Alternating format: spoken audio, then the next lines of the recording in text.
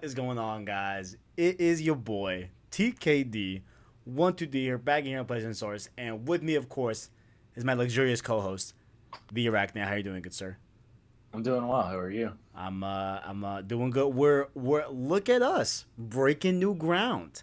The first You time we're doing a live episode of Road. I mean, really any Road series, but specifically Road to Ghost of Tsushima. You know what I'm saying? I'm over here on the ones and twos trying to make sure everything's all good with the stream and everything. The new Everything Monster Angus seems. stick. Oh, okay, y'all definitely heard that advertisement. Everything seems to be going good. I'm just gonna check the stream just real quick before I would like you to say your intro and stuff like that. But let me just double check. Breaking new ground. Okay, I think we're good. All right, my boy, ArachKnight. How are we doing, good sir? I'm doing well. Like relaxing. I'm getting used. Like I'm finally used to this like news like way of life kind of deal. Yeah, Yeah. definitely. Now, I mean, now like it really don't phase me that much anymore. Like, to be honest, it's just whatever. You know what I'm saying? I don't Yeah. know. It is whether that's a good thing or a bad thing. You know what I'm saying? But what particularly hurts right now, right, is that we are now, of course, in August territory, August 2nd, right? While a lot of cool things are gonna happen this month with COVID, speaking, of course, with the PlayStation 5. Probably gonna get that release date, probably gonna get that price point, all that good stuff, right? It was also the month that I was gonna go to LA to see The Weeknd perform live. So That's tragic. yeah, that's a little bit upsetting. Also, I forgot the beats. I forgot to play the beats. So y'all will hear the beats right now on this thing. but but yeah, so that's a little bit upsetting that I won't be able to to go see The Weeknd, you know what I'm saying, on the After Hours tour, but it is what it is. It's all good. It is what it is, you know what I'm saying? But other than that, I mean, how are you doing? You know what I'm saying? Anything new in your life? What you been playing besides Ghost of Tsushima, you know? Like I'm going side by side with you in God of War 2018. I noticed that. I did notice that. You love to see it. Okay, I see that. I feel that. I feel that. How are you liking it so far? Oh, it's great. I'm playing on Give Me God of War difficulty though. Oh, so you like hate yourself. Okay, I see. I Yeah. see. Oh man. Oh man. So I read a little bit and it's like, oh yeah, like this is really tough. Like if you haven't played the game, like do not What play is this that? I did. difficulty. And then it's like, wow, this can't stop me because I can't read. Mmm. So I was Mmm. like, yeah, fuck it, whatever. I see. So I went in and I immediately, by the first few Draugr that you get, ran my fade so quick. Yeah, yo. I mean, I was definitely getting my ass handed to me a little bit early on in God of War 2018.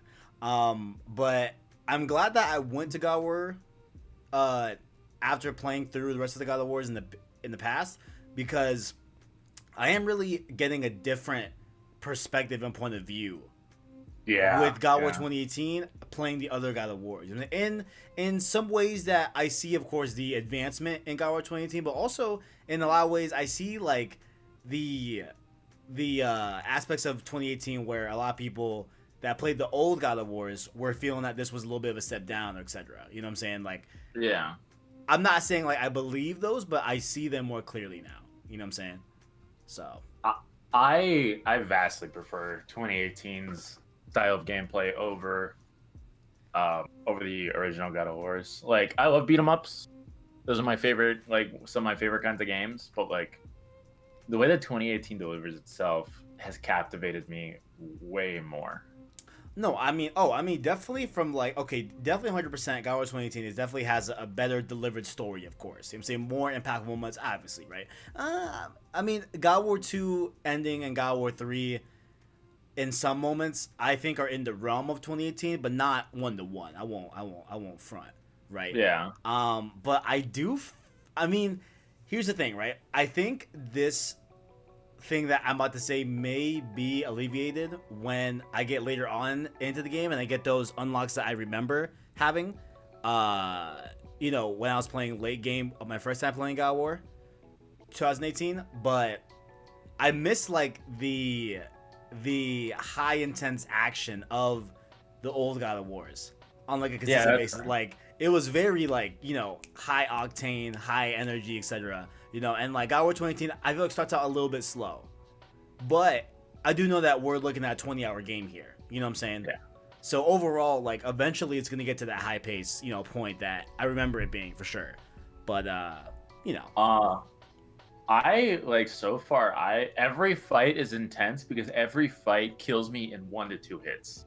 It's like I was like, hey, yeah, like I've been exploring everything. I've been doing everything. Like I've looked around. I 100%ed Alfheim, I believe it's called. Where I found everything in Alfheim. The like first area, Yeah, I mean realm yeah, that you of go the to where you have to Midgar. get the light. Yeah. Yeah. Yeah. It's like I did everything. I explored everything. It's like, yeah, I'm stacked. So I upgraded everything I possibly could, Right. and I'm still getting my shit ran. Damn. Like 1 to 2 hits and it's over. Damn. So it's like, wow, this is rough. Like, it's like, oh yeah, like I'm good at these games. Like it's fine, and I can't perfect parry 3 attacks in the same row. Like, definitely Ghost helped me out here because I immediately switched my controls. I didn't like the defaults to something similar to Ghost. Right. So I was like, yeah, my parry is L1, my roll is circle. So it's like it feels very similar. Yeah, I need to change the controls in it because like O for jumping is just not fucking working. It's not it. It's not working for me. Like it's just not. Like I'm not in Japan. I know over there on the other side of the world, you know, they are correct. To be fair, they are correct and use O to be what X would be here and X to be what O would be here. Like they make a lot more sense than we do. But I'm just too acclimated with X being select and O being back. You know what I'm saying? Or jump and roll, etc. You know what I'm saying? Crouch. Yeah. I immediately, whenever I go into a new game, is look at the settings, like everything, just to see what I can do, what I can mess around with to make it more comfortable. Right. As soon as I saw the default controls, it was an immediate switch. It was like, this is trash. Go to classic. Yeah. I definitely gotta do that at some point for sure. Definitely gotta do that for sure. But you've been playing anything else besides? I mean, honestly, I've been playing only Ghost and God of War, to be completely honest. Yeah, no, honestly, me too. Like Yeah. I 100% at Ghost, except to collect all the records. Ooh, I don't think I told you yet. I don't think I've told honestly the show yet. All right, we're gonna make a big announcement here, boys. I am working my way towards the platinum for Ghost of Tsushima, my boys. It's happening. You know what I'm saying? I just fit literally as of 4 minutes before we recorded this. I mean, not recorded this. Wow, we're live, Kevin. Right before we went live. You know what I'm saying? I had just beat Norio's tales, right? So now I have the random tales that were just from random people in the world that I gotta do. I still gotta kick a Mongol off of a cliff. I gotta do that. I think I have like 6 more records to find, which I'm having a hard time finding records all of a sudden. Yeah, that's the thing I didn't want to do is because the map is really expansive. Mm-hmm. I have the Traveler's Attire maxed out, so but 60 meters on a map like this isn't a lot. It's not a lot. Nope. So I've just been running the Traveler's Attire, and it's like, do I really have to re-explore everything? Because I have the map 100%. Everything is discovered. Everything is beaten. Yeah. I've done every like mythic tale. I've done all of the side tales. Right. Like, obviously, I finished the game, and it's just I've done everything you can possibly do except find those records and those artifacts. And it's gonna be a slog. It's like, yeah, I just don't know where the records are. Like, I was finding a lot of them early on, I feel like, towards my way towards the platinum, but like all of a sudden, like, I can't find any of them. Like, I don't know what's going on, you know? Yeah, like I've been thinking about doing another playthrough once I'm done with God of War on Lethal.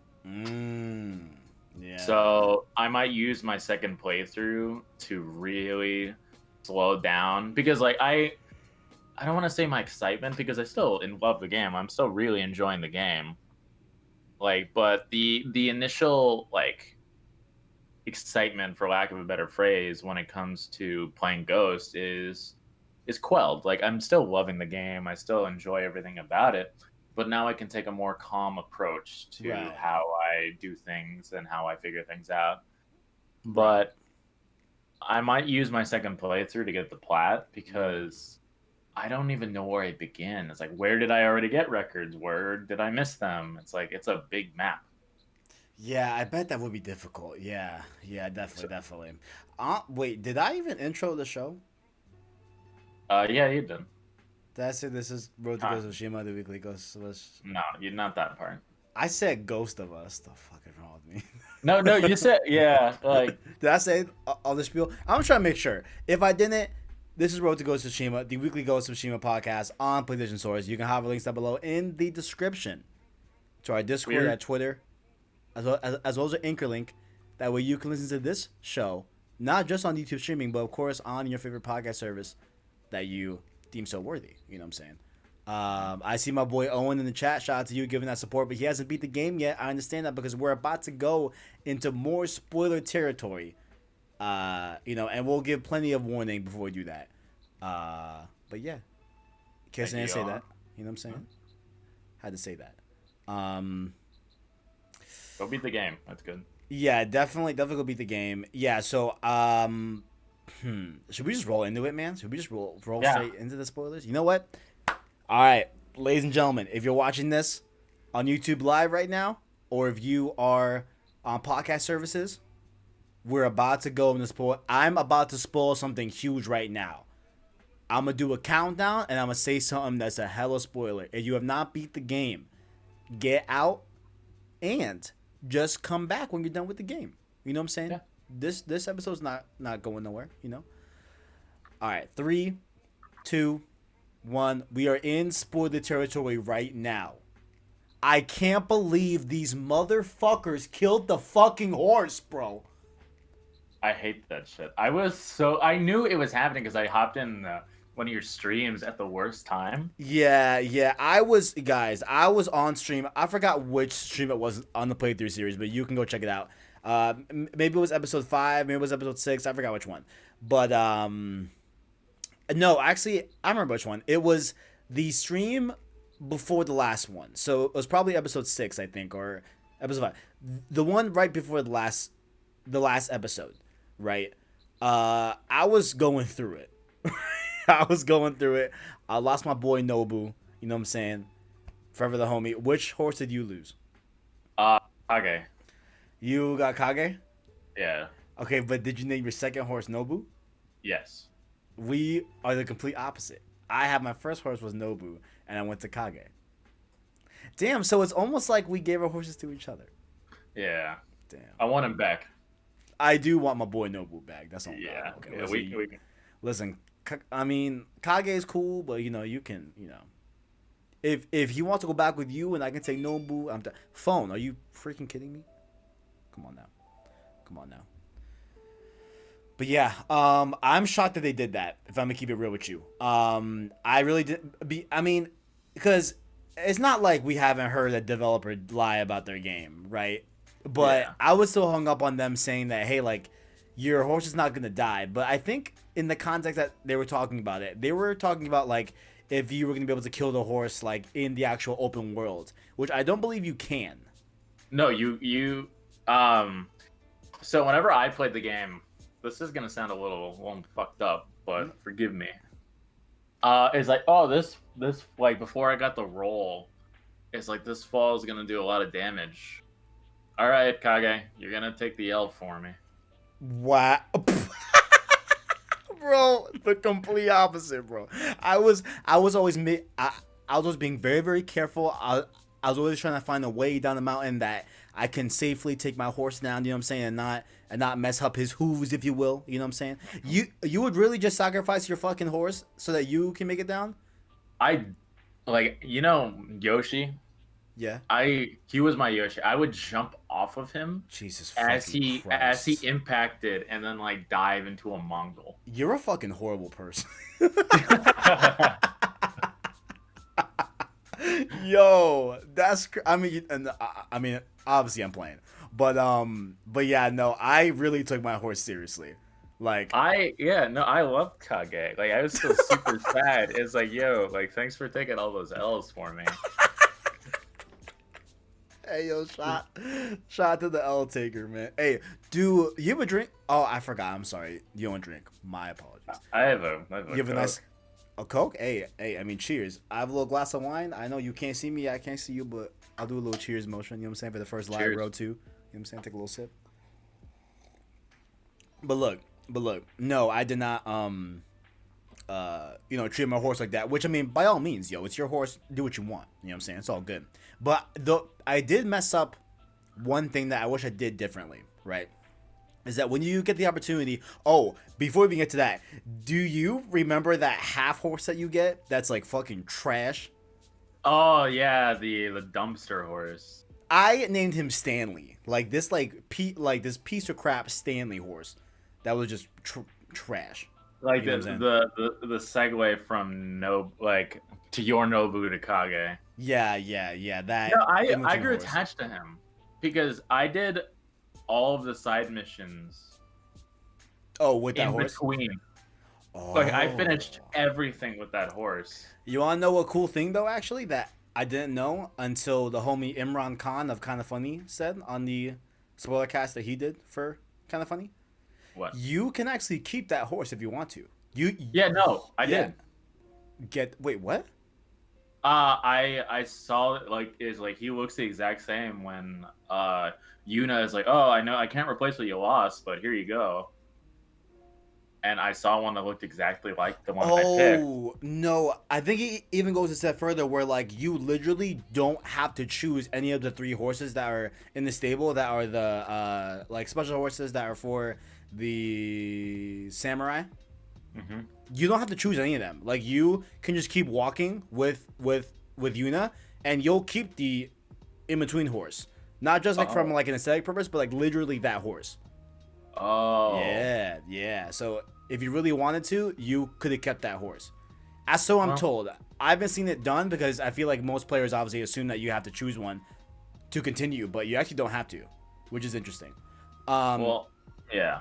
Yeah, but the big thing that I wish I did differently was that I chose the exact same aesthetic looking horse the second time.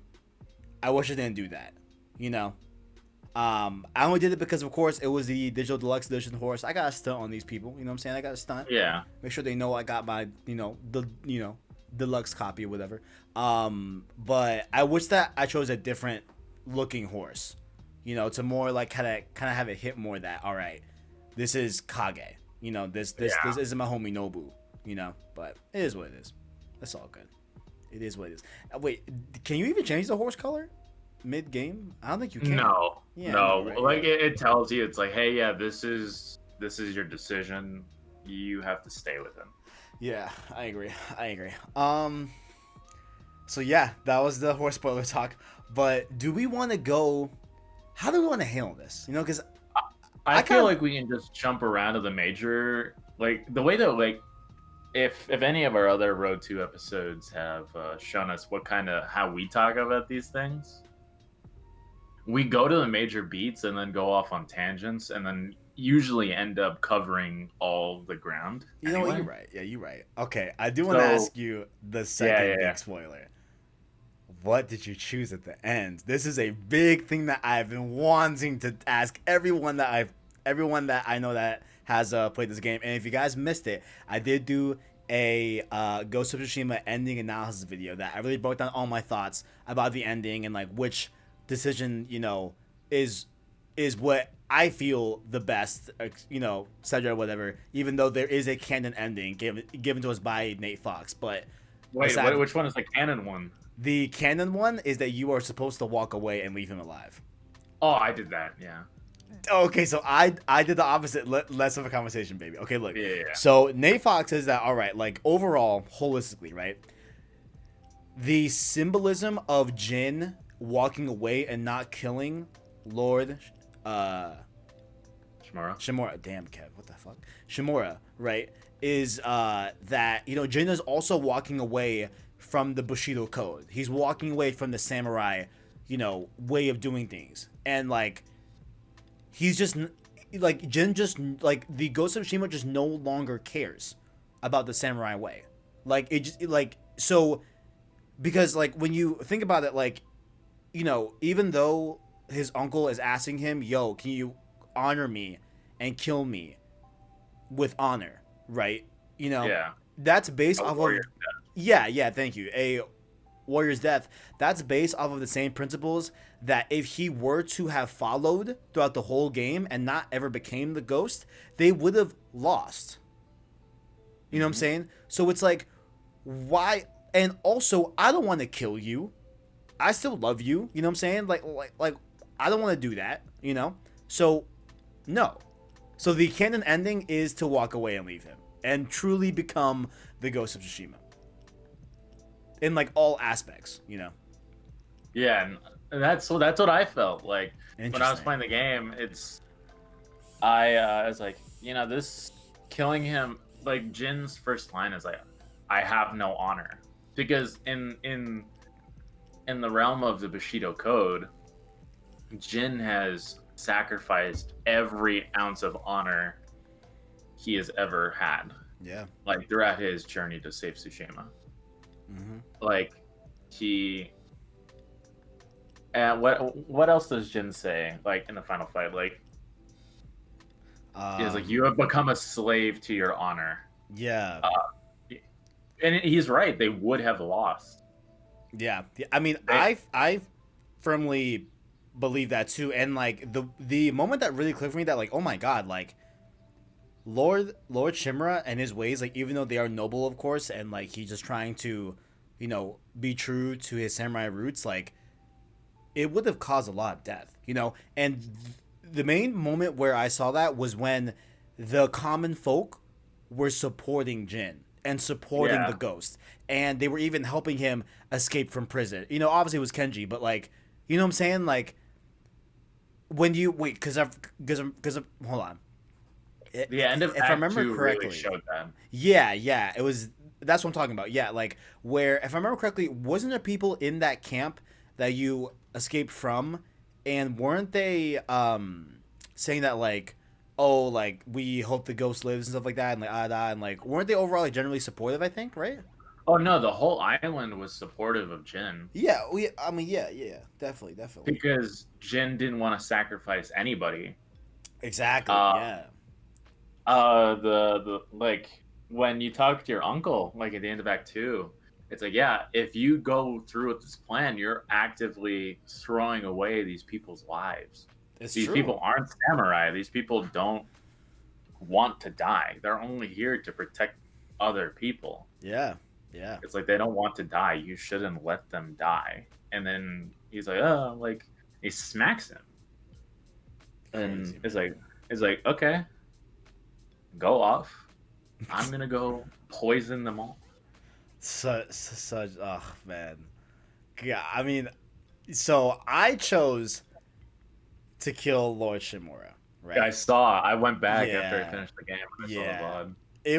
It was, like what I need to take a minute to just praise Sucker Punch, right, for having a previous IP. Of course, Infamous. I love Infamous. Of course, ArachKnight loves Infamous as well. Infamous is one of my fucking favorite games of all time, like franchises, right?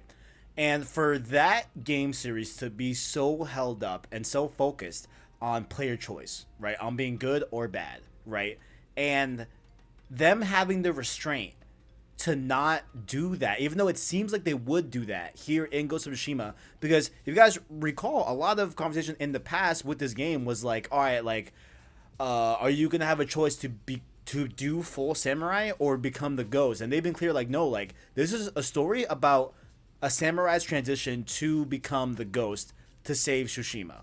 You know what I'm saying?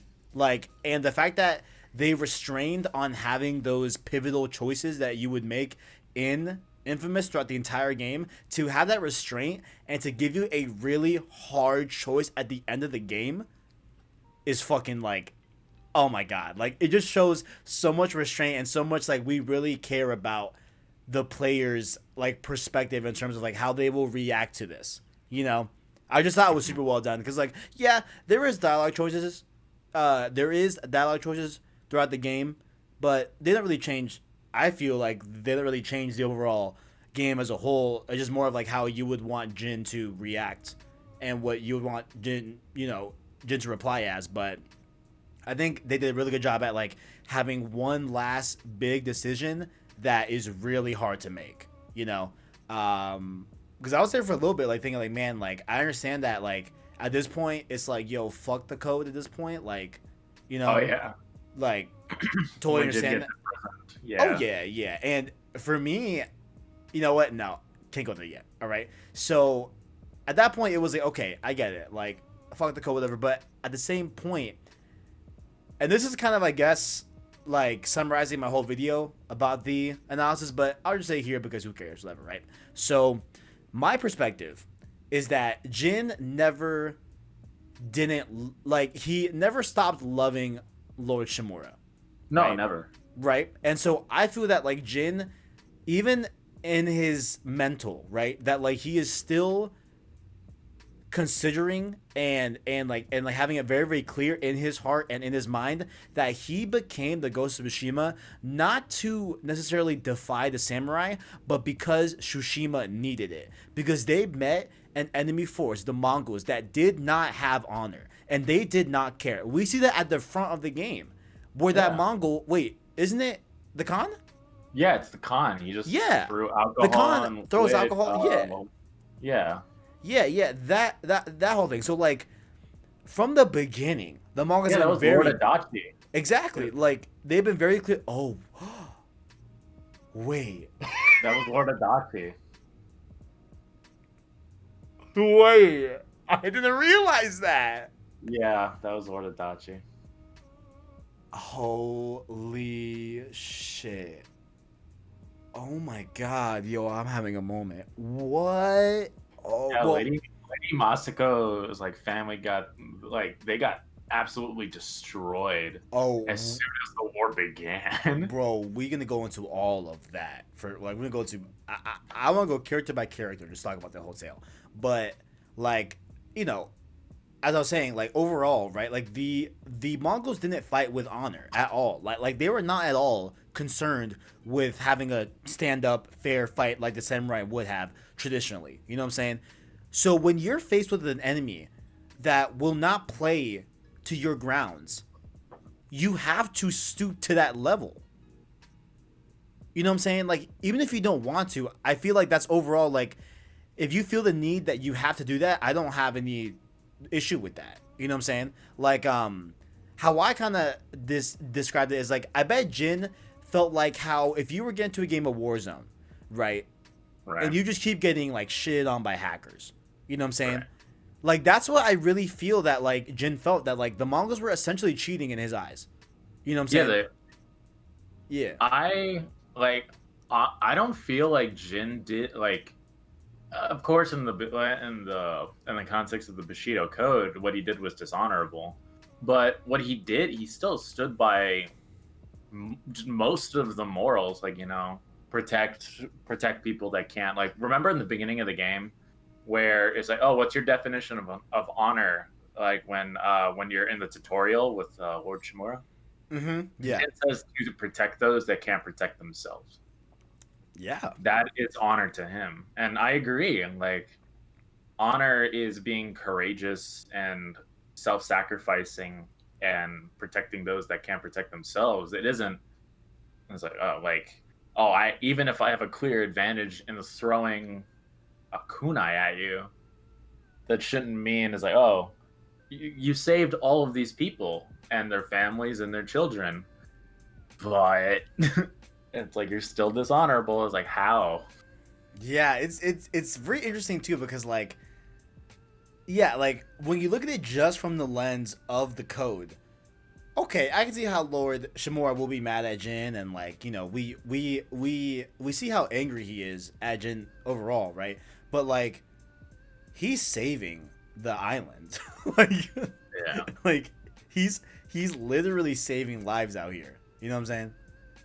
So it's like, I mean, I don't know, man. I don't know. Like, I get it, but like, at the same point, with all that being said, I truly feel that like Jin still, um, you know, became the Ghost of Tsushima solely for the sole purpose of saving Tsushima, and in no No, way, absolutely. yeah, and like in no way necessarily because he wanted to turn his back on the samurai or necessarily, you know, wanted to defy his uncle. You know what I'm saying?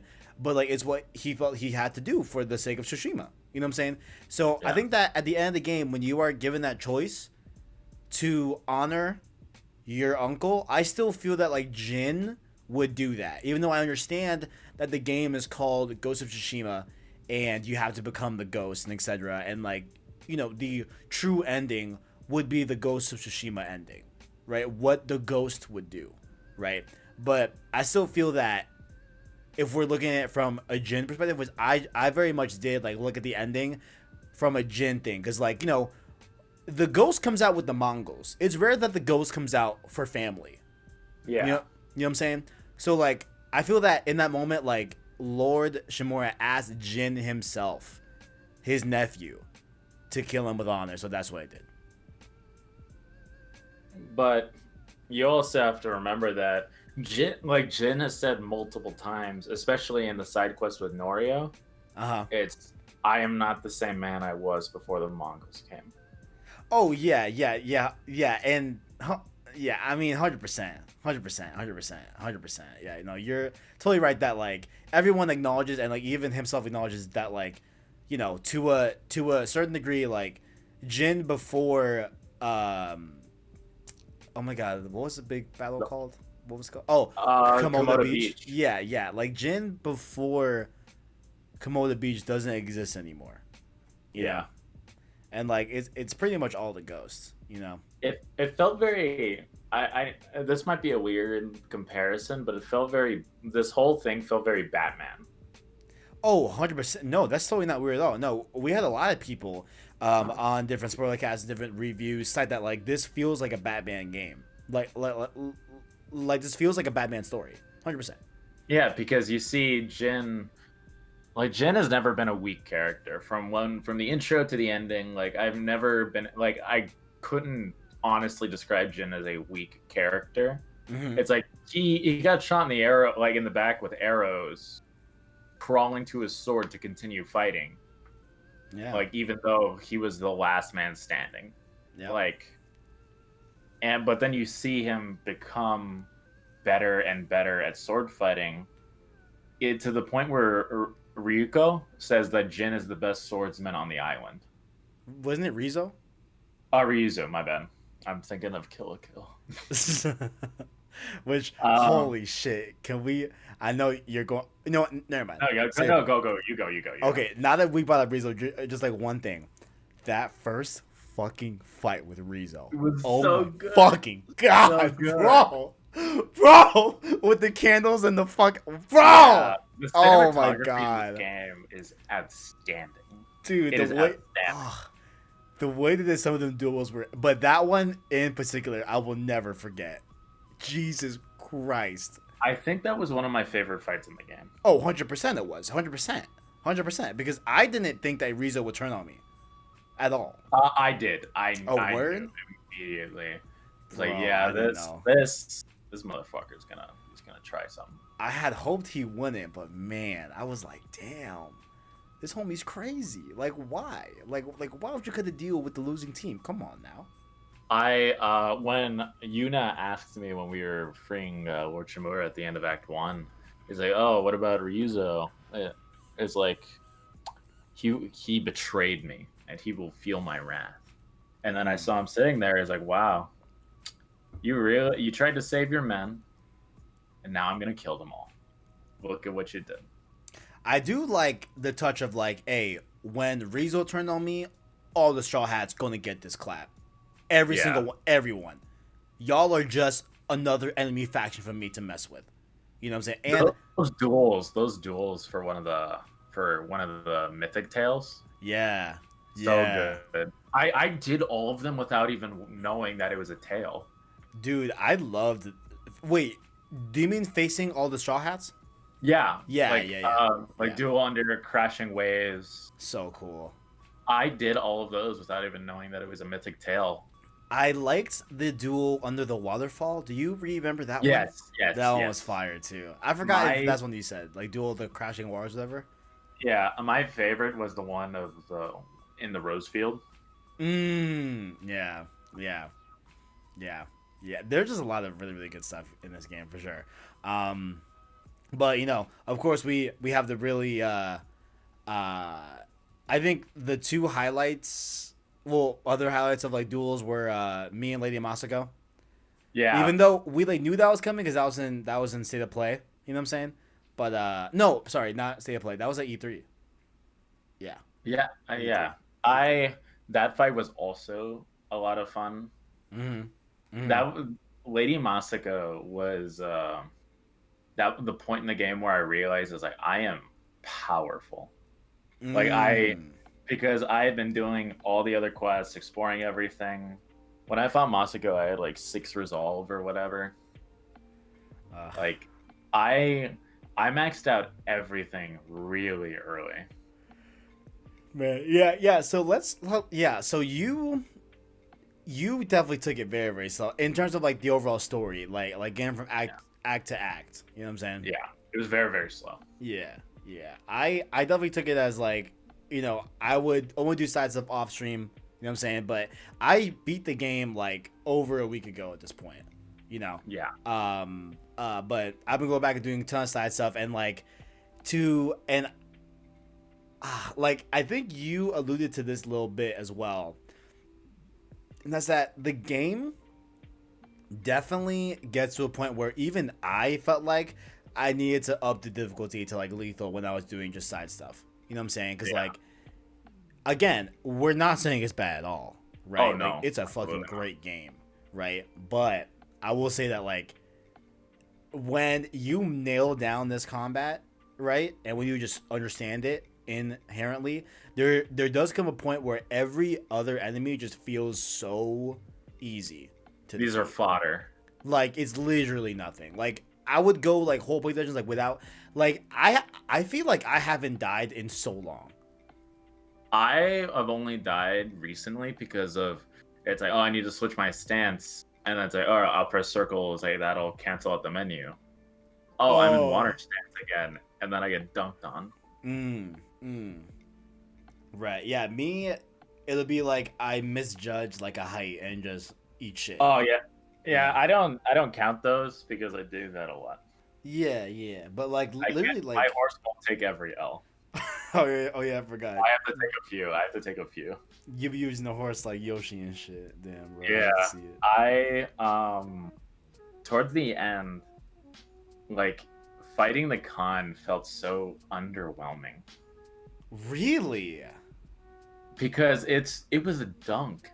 Actually, okay. I thought Lord Shimura was fucking easy and like, yo, this should have Yeah, been a lot. This should have been a lot more difficult than it was. I have the complete opposite. I feel now. Actually, you know what? No, I do think that the con fight was good, but I wish there was more to it to a certain degree. You know what I'm I didn't saying? like Like, that I gave him like a normal enemy's health bar. wait, no. Do you remember? Because you have the phase one of the fight, Yeah, and yeah, you're the about face to one. kill him, and then he like his the other Mongols come in, and then you have to fight them, and you also have to fight him, Uh huh. and then he just he just has a normal enemy's health bar. Like He, it didn't feel as dramatic because I would slaughter the Mongols, and it's like, okay, what are you gonna do about it? And he'll rush me, and I'll just hit him with a sticky grenade, and then he'll fall down, and then I'll hit him with the Dance of Wrath, and then it's over. I mean, I felt that no, because I felt that like there was like low key some multiple phases in when you fight him on the ship. I felt like there was like low key multiple phases to that fight aspect, like on that section of the fight. You know what I'm saying? Or am I just remembering wrong? I think there was only one normal phase. Well, Like, yeah, like 100%. There are two phases to the fight. Like there's you and him when you first fight on like the ground, and then there's the ship yeah, fight, right? Like that for sure. But like I felt that the ship had like, or maybe I was treating it like there was more, or maybe I'm getting the maybe ship had multiple phases, but they were kind of the same thing. that they were definitely the same thing and like same setting. I think what I'm thinking of is that like how there was different waves of enemies. Yeah, I think like that's the what I'm enemies thinking got of. progressively more difficult. Yeah, yeah, and like whenever you send out like a new wave of enemies after you, killed the first wave, or whatever. I think that's what I'm thinking about.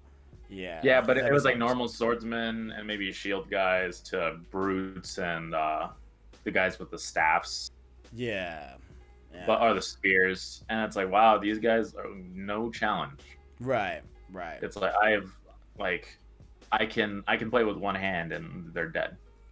Yeah, yeah, Even definitely. on hard. Like I played my first run through on hard, Mm, mm.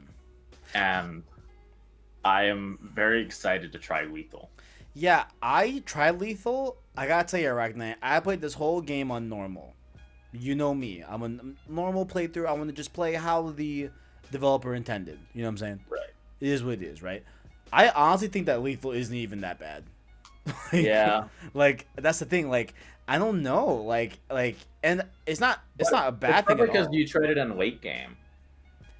Yeah, and like I bet it would seem a lot more difficult going Early into game. it fresh.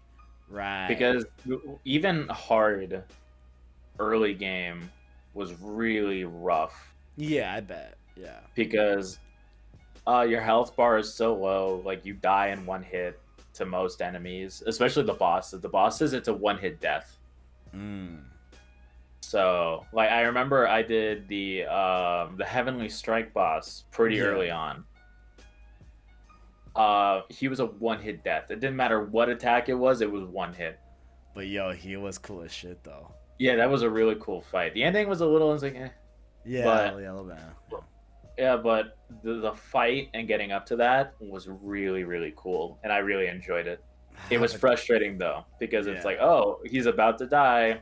Oh, I didn't roll, and I'm dead. And that was the whole thing. I was like, I had full health. I did everything perfect except for one tiny mistake, and it's over. right, right, right. I see what you mean. But that's what I get for playing the game on hard. My first time going through it, like going into a boss like really early on, and maybe my first 5-6 hours. So that's my fault. Like I willingly did that. So that's nothing for the developers or fault of the game. Right. The only things I didn't like in Ghost, some of the menu, like swapping into some stuff, felt a little janky. Okay. Like swapping like The stances or like stances, yeah. doing It's like like different equipment. I feel like if you switch your stance, the menu should automatically close. It does. Not for me. No, I swear it does. Like you Mm, here, like No. no, I swear. Like I'll be in combat, right? I'll hold down R2 to pull it up, and then letting go of R2 hides the menu again. I must have set mine to toggle.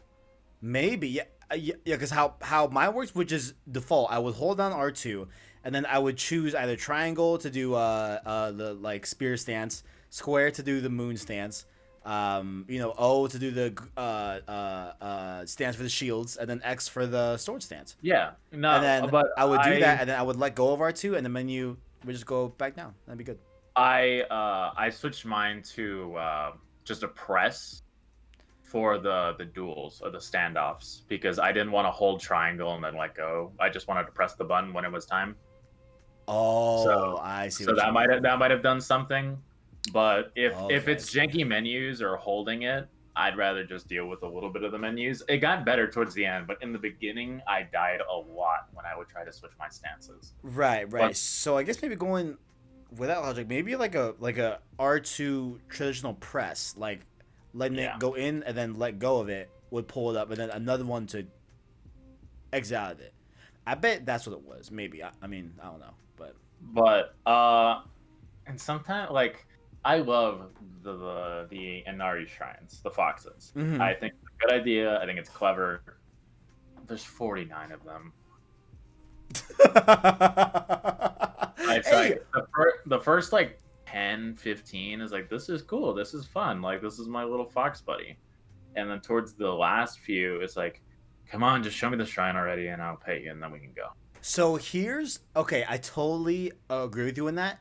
I want you to hear my pitch as to how to make it a little bit better, right? Because me, I loved the shrines when there was like, when it was mainly the ones that you would find for birds. I think it was what was a different type of shrine called? What was that? Honor, Wait, the honor shrine, or the pillar of honor, yeah. Okay, so any shrine or or like any locale that you had to get to that required like climbing up somewhere or like climbing up the mountain where like you would have to climb up it and you would like swing and stuff like that and like I think that stuff I think if they added and went a little bit more in depth with that stuff I think that's how they could have better alleviated it or maybe like have some cool stuff where like fuck it like you have to go underground and like do some crazy shit. I don't know, like you know what I'm saying, like I think the means of like having more of those types of shrines where like you have to work to get to it and make it a little bit more varied and more difficult would have I think helped it out, you know. yeah, it was just a little slow with the fox shrines. So Yeah, it's like, all right, we'll follow him. He'll do it. I'll clap and then get a thing that I won't use probably. clap. Yeah, I have a big thing about the charms in this game. I I had a sorry. charm. I'm sorry. I No, had no, a no, charm go. that healed me every time I killed an enemy, Uh-huh. and that made the game dummy easy. Dude, I just feel like like a lot of the charms are just like bullshit. Yeah. Like, you know what I'm saying? Like I literally haven't changed my charms in like 20 hours. Yeah, the only reason I would change them is like, oh, I got 2 or I got 3 instead of 2. Yeah, that and like I got one where it was like I was trying to do upgrades for my different outfits, so I have a charm that will allow me to find more resources and get more resources per pickup. You know what I'm Oh, saying? the Inari. Yeah, yeah. Thank you. Yeah. So like other than doing that, which I did pretty deliberately, I feel like all the other charms are like really just, you know, not that great. You know? I don't know. I have yeah, I don't on know. I built all of my charms around health and offense. Mm, I do that in every game. right. So when I stack my charms, like, oh, if I ever dip below 50% health, it does like less damage, like by a major amount. So I have time to heal. When I heal, it does 15% more, um, and like stuff like that. So I was a killing machine, and like one of them is like majorly increases health and damage output. Right. Hmm. Yeah. So it definitely is noticeable, at least with my charm setup. Hmm. Like it was very noticeable, but I don't know. I was thinking about doing, because I hate myself and I like to suffer. I was thinking about doing a lethal no upgrades run. Oh, no upgrades, huh? Yeah, like if like nothing in the skill tree, only the ones that I have to do to progress the story. Right. No buying anything. So like you wouldn't like forego what I know it's impossible to not get the oh my god the like hook or whatever, fuck, what is that Yeah, shit no, called? I can, the grappling hook. Grappling hook from the No, homie, damn I forgot the homie's name too, Taka. Taka, yeah. Shout No, out to I would Taka, do RIP. Rip. Yeah, That one hit me hard. that one's you know what, that's what we talk about next, but finish your point. But I was we gotta thinking bring up about Taka. doing, yeah, I was thinking about doing a only necessary upgrades, because I don't feel like that's fair for a challenge. It's like, oh, the challenge is over because the game makes me do this. Yeah, no, Like like if you can't if get around it, it is what it is. yeah, like everything baked into the game, I will obviously do, because that's the only way to finish. But no sword upgrades, no armor upgrades, no skill tree upgrades. Damn, no sword upgrades. That shit gonna be fucking tough. I bet Uh, that thing gonna I be tough. I'm debating on letting open world stuff count or not, or just ignoring it.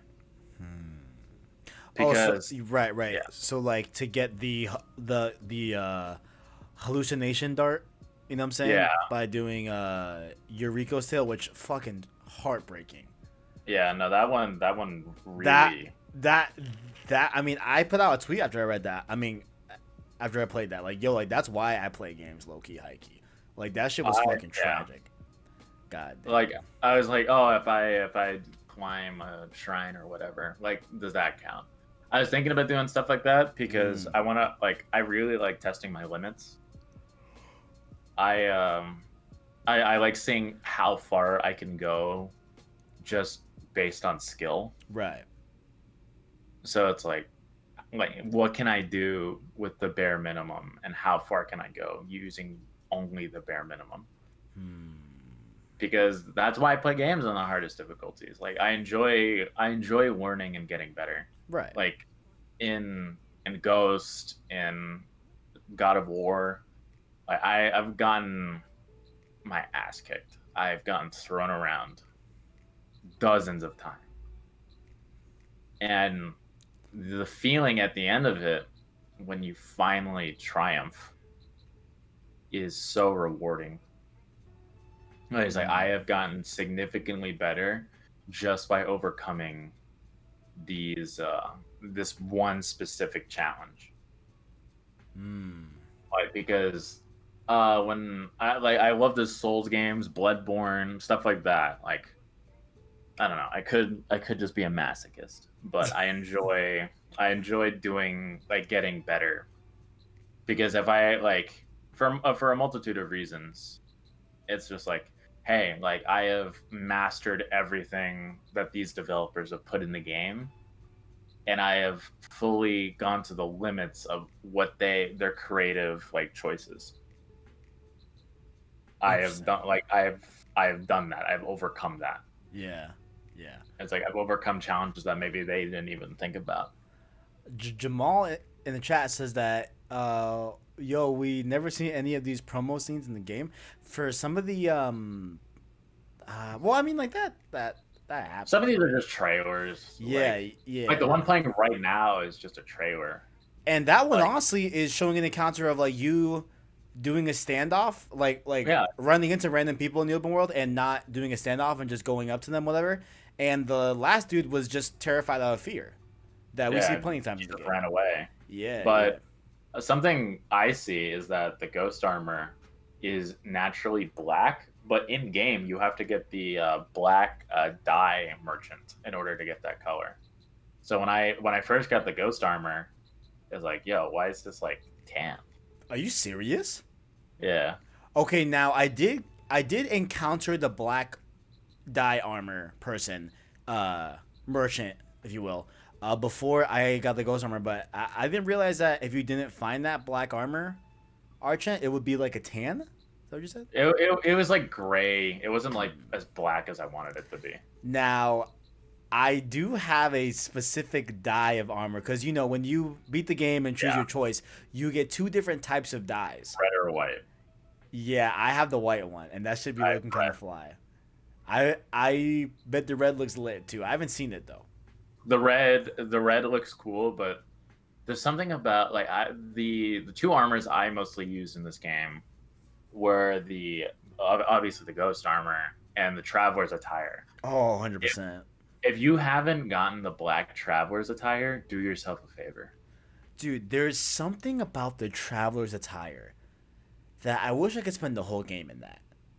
You know? I love it. I think it's the cape. It's 100% the cape. I know exactly why. It's dead ass the cape. Yeah, for sure, for sure. And like definitely like I love how they made the ghost armor infused kind of like a traveler's armor and like a samurai type of armor. You know what I'm saying? Like Yeah, it's just the two of them infused because like I was bouncing back and forth between the samurai clan armor that was fully maxed out and my yeah. traveler's attire that was fully maxed out. Both of them had like blue and yellow type of tones to it. And at least with the ghost armor I have now, I don't know if this is actually true or whatever, but like I feel like my ghost armor has like a hint of like blue in there. Mine does not. Mine is just pure black. Like mine is definitely not pure black. Like mine like there's like a little bit of blue in there, right? So like it works for me perfectly because like I just wear a yellow headband, and I just rock the blue and yellow still even when I'm Ghost. You know what I'm saying? But yeah, it's weird how the game will do that. You know. Also, all the fits are fucking flame. Yeah, no. Most of them. Gosaku's armor is a little eh. Yeah, that one I just did for the Sly Cooper trophy, but Yeah, yeah. and I forgot Tadayori, his armor. Yes, yeah. I didn't even bother. Yeah, there's a lot of the other samurai variant armors that you get through the mystical tales that like aren't I feel like that great, but like it is what it is. You know what I'm saying? I didn't even love the Sakai clan armor all that much. I didn't love it either, but I thought it looked pretty hot. It's alright. It's alright. What? I upgraded it just for the increased melee damage and the health. Yeah. But I would use that to. The only time I ever really used it was to get the trophy, and that was it. I think the biggest problem is that the ghost armor is so fucking good that That it makes everything else look bad. everything else look like shit. 100%. I agree with that. I ran the Thief's Wrap the entire game Dude, that I had it. what the fuck? I think I did too. Yeah, like the black mask. That has like the wait, maybe hold on. I always wore the mask that No, not the Oni mask. It's just it looks like a straight cloth mask. yeah. Yeah. Yeah. Wait, hold on. Yeah, I'm looking at it right now. Just for I ran that and I forgot his name. The guy with the sword arm that would never tire.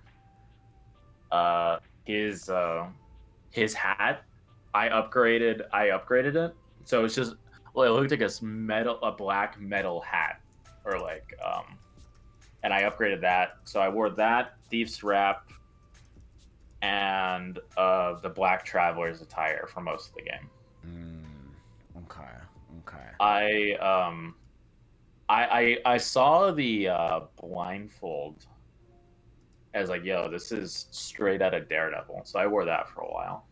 There's a blindfold? Yeah. Oh, okay. There's a white and black blindfold you find, I think, in the second part of the map. And I rocked that for a while. So once I got this mask, well, not mask, like the wrap, whatever, I used the Haunted Dreams mask. So it had like, it looks like a maze, if that makes sense. Like, yeah, that's what I used a lot. I used that one. Kenzie armor, yeah. Jamal just said that in chat, yeah. Yeah. But I always rocked the Haunted Dreams mask. And I pretty much, I mean, once I got the ghost armor, that's just what I had. But on my head, I always have. Hold on, I have the list right here. I'm trying to find the right one. Which headband? I think it's called the Hindui headband. Yeah. Where it's just yellow. Just to rock that blue and yellow. You know what I'm saying? But yeah, I love the representation of our like colors like that we can do.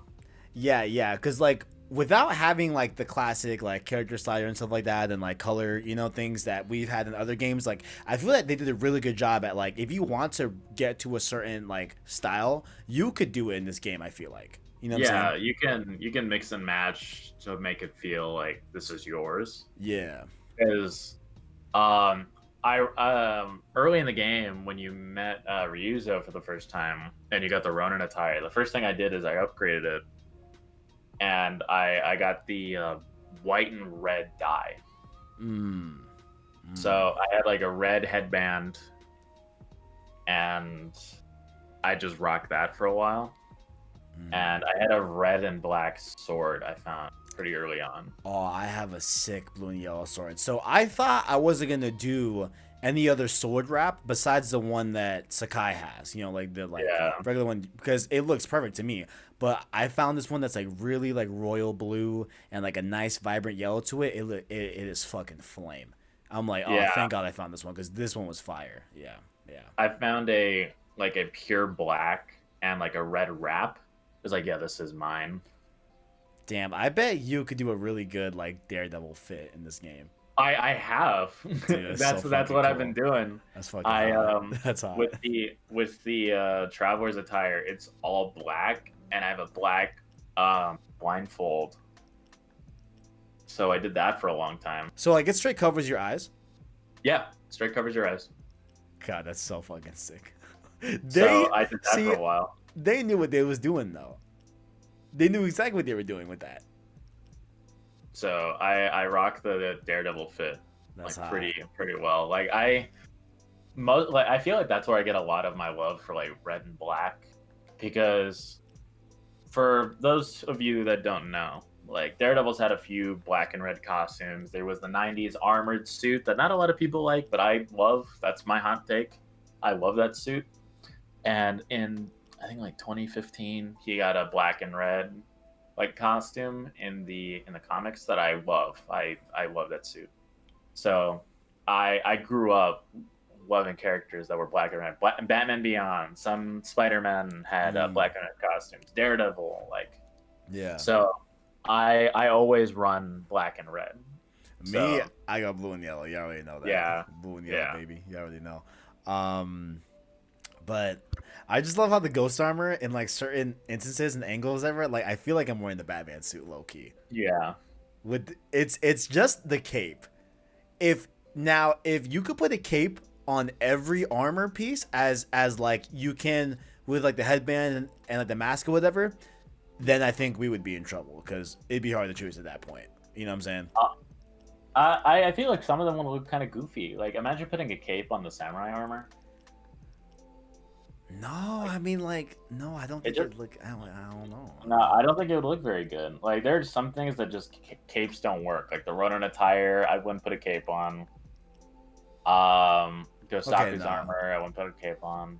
Okay, yeah, no, okay, I guess maybe. But like, if I can, in Spider-Man PS4, how you can switch stats. Yeah, It's like, oh, this is just a suit. It's like, but I want higher damage and whatever on this one. right, yeah.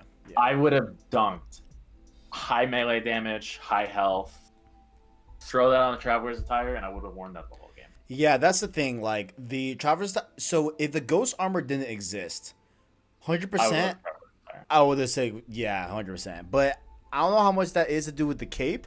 Well, no, because I honestly like the Traveler's attire like fit even in spite of the cape.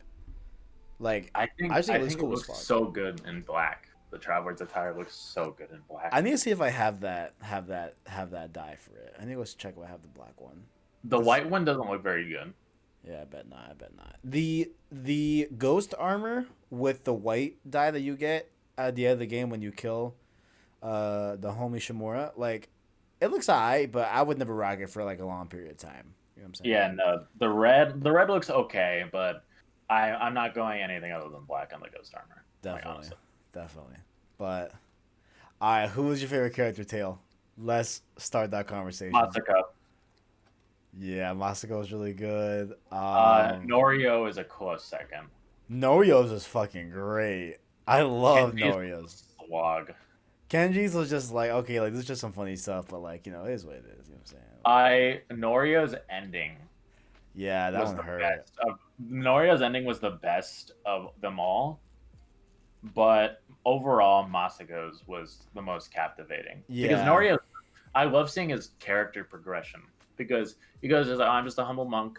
Like I wouldn't raise mine, naginata, in hatred." And at the end of the game, he burns down a whole village, lights people on fire, Straight up, like just rips them apart. It's like, as I was walking through, it was like, yeah. Yeah, I mean, like, I was like, yeah, but then I was like, oh, like, No. oh, boy, like, you was, because, like, even, like, when you look at that dude, listen, when you see that homie down the street, you know he's a good fucking guy. You know what I'm saying? Like, he looks like such a nice person. He's Like, a good guy. Yeah. I He know, just got yeah. pushed to the edge. Yeah. His brother became like a quadruple amputee. That was fucked up. Bro, I was like, they really turned my man to a fucking eraser, bro. That's fucked up. Yeah. I was like, yo, that's so disrespectful, bro. Like, once I saw like what they did, and then his brother's like, I'm only alive to say goodbye. That hurt. I was like, kill them all. Rip and tear, baby.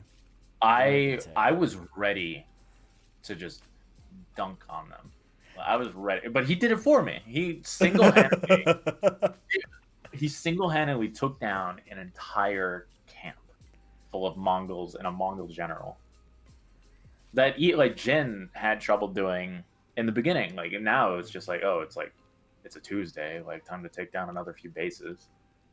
It's like, but Norio, like, he's like, you see him becomes, I'm a humble monk to I am with the ghost. Like, Right. there's very clear inspiration from Jin.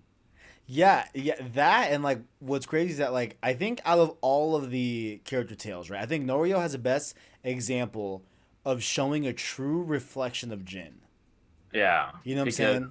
Yeah, even they say to each other, it's like, we are not the same, and we will never be the same after this. Yeah, definitely. Like, and I really feel that like the one character tale that really put like a mirror up to Jin's face was Norio, for sure. You know, I felt like the romance, the quotations that they did between her and Jin. Honestly, I was like, when the game started, it's like there's gonna be a romance between them, but then they didn't do anything with it until the very end, and it was very subtle. Yeah, wait, are you talking about when Yuna was like, "Yo, let's just run away"? Like, let's just, and it's like, I can't lose you. Yeah. It's like, it's like, where was this like 3 weeks ago? Where was this when we was trying to free Uncle Shimura, bitch? Yeah, well, I where was you in Act 1, bitch? Where was you in Act 1? No, I'm playing. I noticed that, and when you were about to Yarikawa, like when you were drinking the night before the battle. Mm-hmm. And those two were having like a moment. It's like, you could have done more with that. It's like, you know the meme of like the Shiba dog pushing the two dog toys together? Yeah. Like, that was me. It's like, kiss or something. Do it. I really liked that moment when they were drinking before the Arikawa thing. I thought that was like such a really cool like human thing, and like I was afraid that they were gonna pull something where it was like, oh, like they both got a little bit too drunk, and like, maybe like, you know, your like first few fights with Mongols are like your controllers are kind of loopy or whatever, you know what I'm saying? Because like, you're, you know, like I thought they would kind of do something like that, but I think in hindsight that probably would have been shit, because like, you know, Jin would never allow himself to get that drunk. Yeah, no. When like they're about to face like Mongols like in, you know, hours away, you know. I would have liked to see some kind of tension, because it would have justified these like, let's just leave together, or like it would have justified as like, I can't lose you. Yeah, because like if you never see Jin ever like really go down that same line of thinking, it seems like really abnormal out of nowhere. I can see that. Yeah, I can see that. I can see that. Like, it felt very like, I felt like the romance was very underdeveloped. I mean, yo, maybe, you know, maybe we'll get it in Ghost 2. Like, you know, I mean, Nate and Lena, you know, never really got, you know, with it in the first game. Oh, I mean, no, I mean, I guess that's a horrible example. Yeah, no, that's a bad example. There was clear tension from the very beginning. Yeah, never mind. No, that's a horrible example. But I mean, hey, maybe it, you know, maybe we see it through. Maybe. I remember saying in one of the earlier episodes that this game should be a one and done. Although it very well could be a one and done, and I would be very happy. God, I want a second one. I want more of this. I was gonna wait to ask you this like at the last, like the very last ending thing, but if you want to talk about it now, fuck it. Yeah. Dude, I think we need to see our boy fucking Jin Sakai rock that fucking ghost armor, go to mainland Japan, and face the fucking Shogun head on. Be like, listen, bitch, what it do? But like, like, I mean, the way they there were dropped 2 Mongol invasions. There were 2. Yeah, we're definitely gonna get the second invasion. We're gonna get what, like Khan's cousin, I think it was, right? Didn't Gordon Khan say like, yo, like my cousin's coming, whatever? Is that what he said? Something like that. Yeah, like his other family member, whatever. Yeah. So definitely second one. Um, but I really do feel that like if there is a second game, which now I really want there to be a second game, like 100%, like I'm totally with you. Like and it's crazy how this game convinced me of wanting a sequel. This is my second favorite game of the year. Very like at the end of the year, I remember saying in one of the early ghosts is like, this is not my game of the year. I was an idiot. I was a fool. I was a child. Oh, when you said it wasn't your game of the year? Yeah, because Oh shit. after letting it like sit and like I love Final Fantasy VII. Right now, it's a duel between Ghost and FF7R. And that's a year where Doom Eternal came out, ladies and gentlemen. Yeah, no, like Doom Eternal is great. I had a lot of fun with it. Doom Eternal is not my game of the year. Like, it's not even a discussion. Because I love those games. I loved playing through Doom Eternal. I enjoyed my time with The Last of Us. Animal Crossing was cute. Definitely. Like this year has been great with games. Like I've enjoyed my time with all of the games that I've played. Like I have like over like 100 hours of Doom Eternal. I played the game like 4 times. Dude, I still love it. Can you imagine a pandemic happening in any other year that wasn't a year of great gaming? Like we'd be fucked if we had shitty ass games to play, bro. Fuck that. Yeah, imagine like it was like a 2019. Last year was pretty slow. Yeah. Like, last year's pretty slow. Yeah, we need like a 2018 or 2020 year in gaming for a pandemic. You know what I'm saying? Yeah. Well, 2018 was also kind of like, what did we get other than God of War and Spider-Man? No, there was definitely more. I'm just not remembering. No, 2018 was a fire ass year in gaming. Hold on, let me hold up my point. Hold on. Let me. But Ghost of Tsushima, I'm gonna have a hell of a time talking about it later this year after I play Cyberpunk and everything else. Oh, God of War, Red Dead 2, Monster Hunter World, Celeste, one of my favorite games of all time, Assassin's Creed Odyssey, Spider-Man, Into the Breach, DBZ, Dragon Ball Z Fighters, Super Smash Bros. Ultimate, Far Cry 5, Black Ops 4. 2017, my bad. All right, yeah, you're right. Tetris Effect, Hitman 2, A Way Out, Detroit Become Human, Octopath Traveler. Yeah, I'll take the L. That was wrong. Hey, but hold on, we're missing one. Fallout 76. Nah, yeah, y'all hear something? Fucking The Messenger, by the way, fire ass game. Yeah, no, like 22 was fucking heat. That was fire. This game is really shaping up to be game of the year for me. Like, it's one or the other. It's either FF7R or this game. It just feels so like I only ever explore the whole world because of like it's like I have to, but this time it's like I really just wanted to. As much as I wanted to play through the story, it's like I'll get there. But let me do this like last thing. Like let me clear out this base. Like I'll be there in a minute. It was so much fun to explore and to fight. I loved getting into fights. It's just like, oh, Mongols on the side of the road. We ride. I feel like it has it has like a combat loop that like you want to be in as much as you can, right? Like I want a horde mode so bad. Oh shit. Or a boss rush. What if it's like you and like Norio, right? Yeah, you get to pick an ally.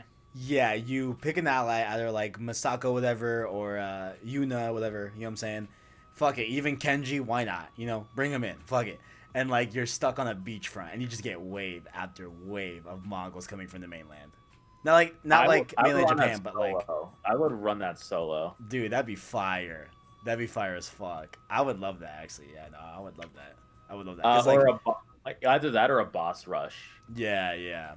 For me, it's like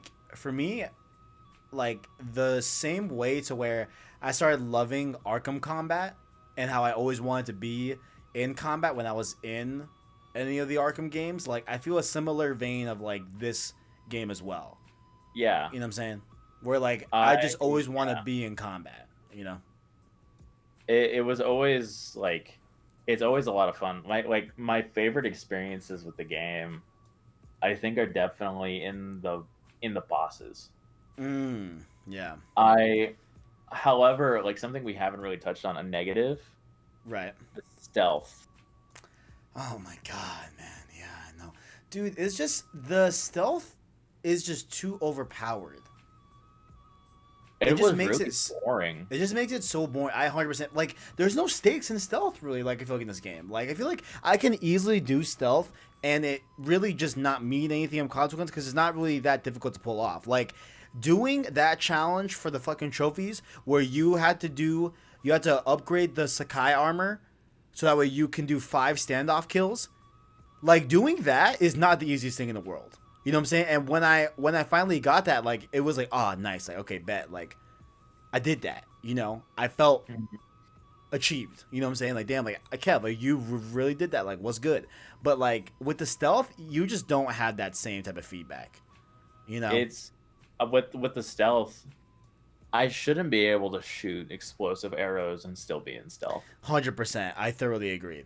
I thoroughly agree. Yeah. because when like one of them was like, oh, you have to sneak in with Yuna and Taka, and you can't get seen. I killed everybody in waiting there. It's like, oh no, I sure can't get seen anymore. Let's loot for like a few minutes and then we'll go. Yeah. I wish Okay, we that. solved your Yeah. problem already. Yeah. I definitely wish that stealth was harder to achieve. You know what I'm saying? Yeah, I 100%.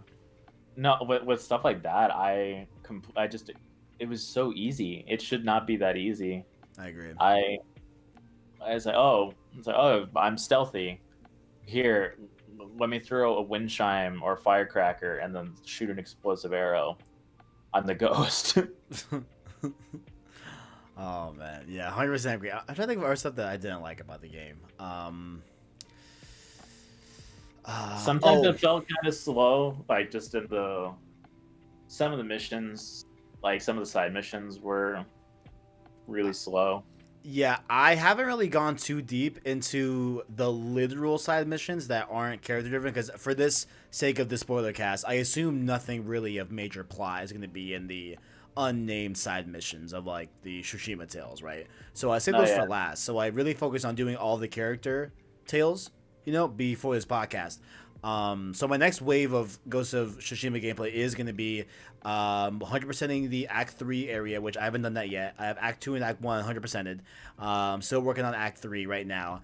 And I'm going to have to start knocking off those side missions. Which, do you know how many there are?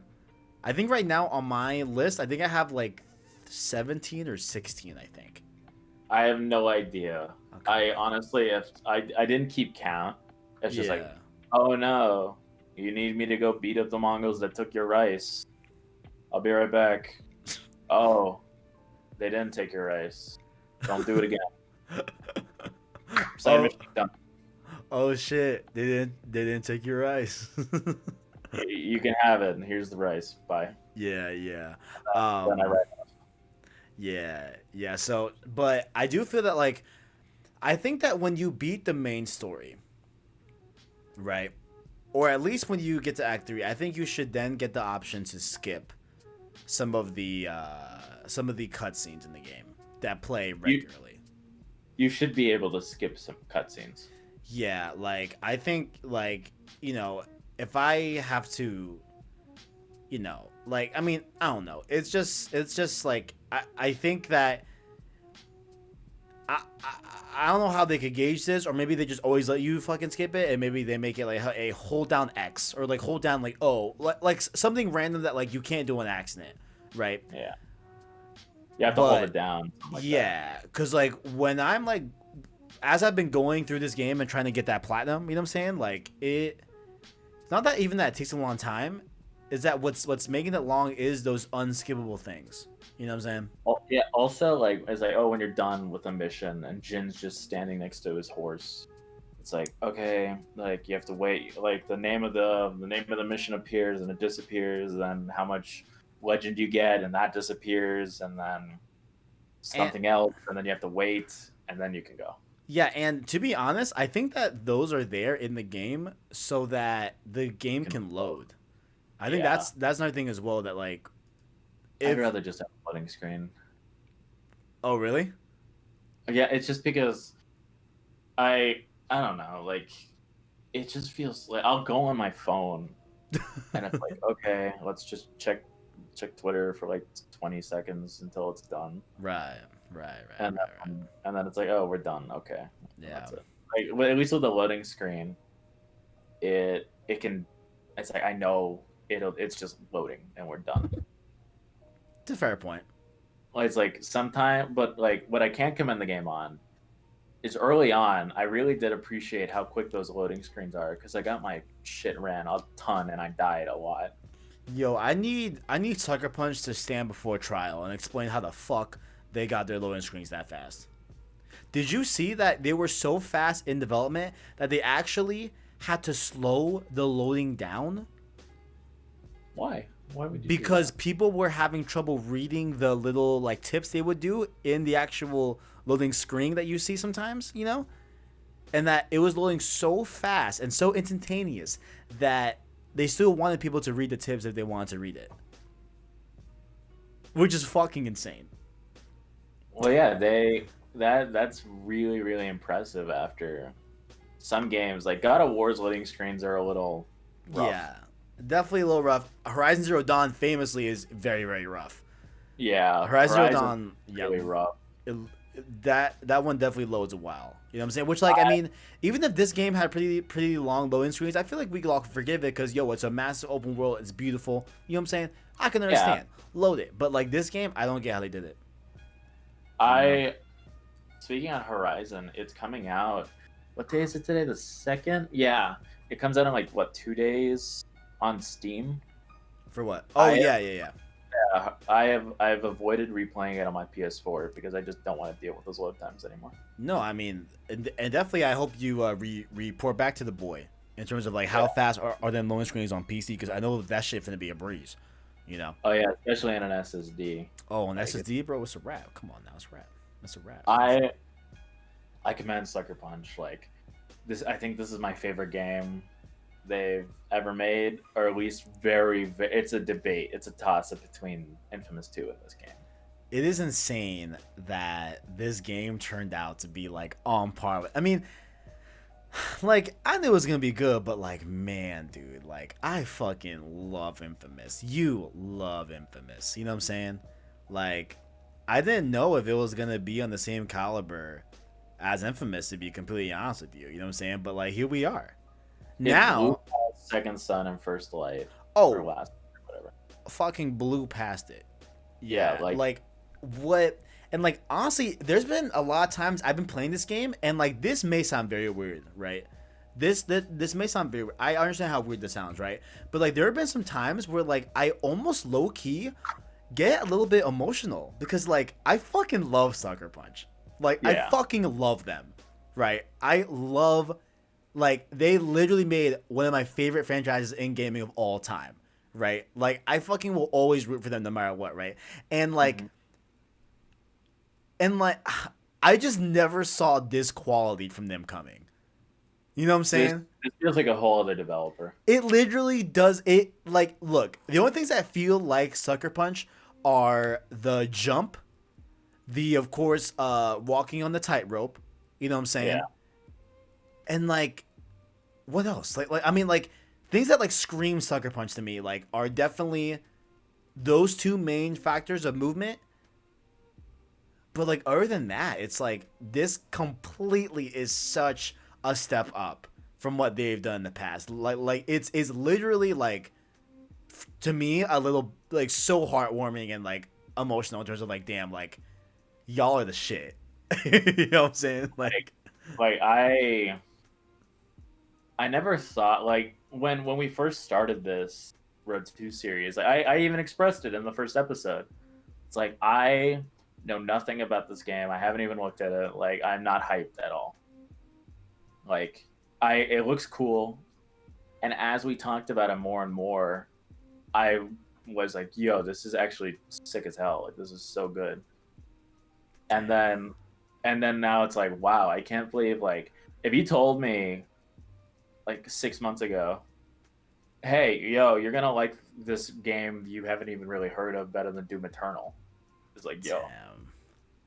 No, and like I feel like you're not alone. I think Christian is right there with you. Like I think there's a lot of people that like didn't think that this game was gonna be bad, but like they didn't think it was gonna be exceptional or like you know amazing This, or whatever. this is one of the generation's best. 100%. Yeah, and like also it's also I think a little bit emotional for me as well in like a very like not super emotional, just like in like a very just talkative way, whatever. That like this is the last PS4 exclusive, major first party exclusive that we're getting for the generation. And we went out with a bang. It's such a fucking big bang. Like I'm so glad that we ended off with this. Because like, hey, Last of Us Part 2 is fucking amazing. Let's not even like diss Part 2, but like Part 2 is a heavy game. You know what I'm saying? And I'm glad that we ended on like this adventure. You know what I'm saying? Would you rather have gotten this game or Part 2? Wait, like and not get the other? One of them is erased. Like Thanos snapped. I would easily throw Part 2 into the garbage bin. The only reason why I say Part 2 is because we have a Last of Us, and the Last of Us in itself is just fucking perfect. You know what I'm saying? No. I would dunk a lot of games for this one. Like not discrediting those other games. Those games all have their merits and they're all like great in their own. But I'm so glad I played this. I am so glad I played this. If it was in that specific scenario, right? Of like, all right, the other one gets Thanos slaps, never happens, whatever, right? I think knowing the context of both games, I think I would choose this one just because we already have a Last of Us. That's fucking amazing, right? And I love new IP, right? Yeah. Like this is a prime example of, a company allowing its devs to just do what they want. Go fucking buck wild, go crazy, and like just see what happens. You know what I'm saying? Like, like I know we are gonna get a Gear 6, but like it's the fucking 6th Gears of War. You know what I'm saying? Like, well, I sleep, honestly. Like I bet like those devs like have ideas for something else. And Sucker Punch, had of course Prophecy, which again leaked, and we had a video on that as well on the channel. Have you seen the Prophecy gameplay? No. You haven't? Okay, I would implore you to go check it out. If you don't have a file, I could provide you one.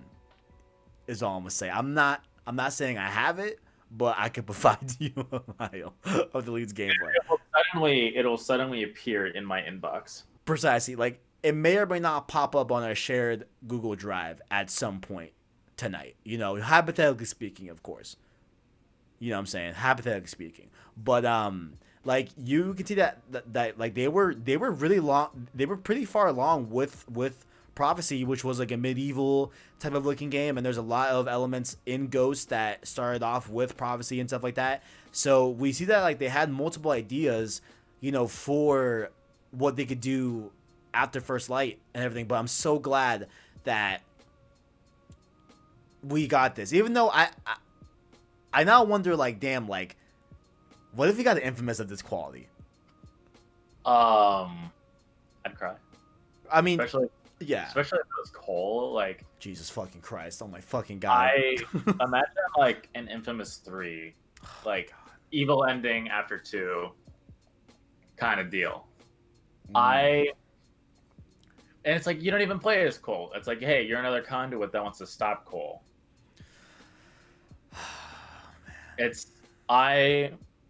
Especially at this level, I know it'll be a different kind of game because, it's more projectile based. Yeah. But at this level of detail and like just how much they care about it, I would cry. Because if they announced another Infamous game, if it was like, oh, this is the next part of Delson's story, honestly, it's like, okay, I'll play it. Third Son. Honestly, I wouldn't be that hyped. I was like, oh, get ready for Delson's next story. It's like I don't care. Yeah. I don't like Nelson. I understand. Yeah, I understand. So it's like, but it's like, come on, like you can't. You're gonna look me in the eyes and tell me that you like. I can't even name.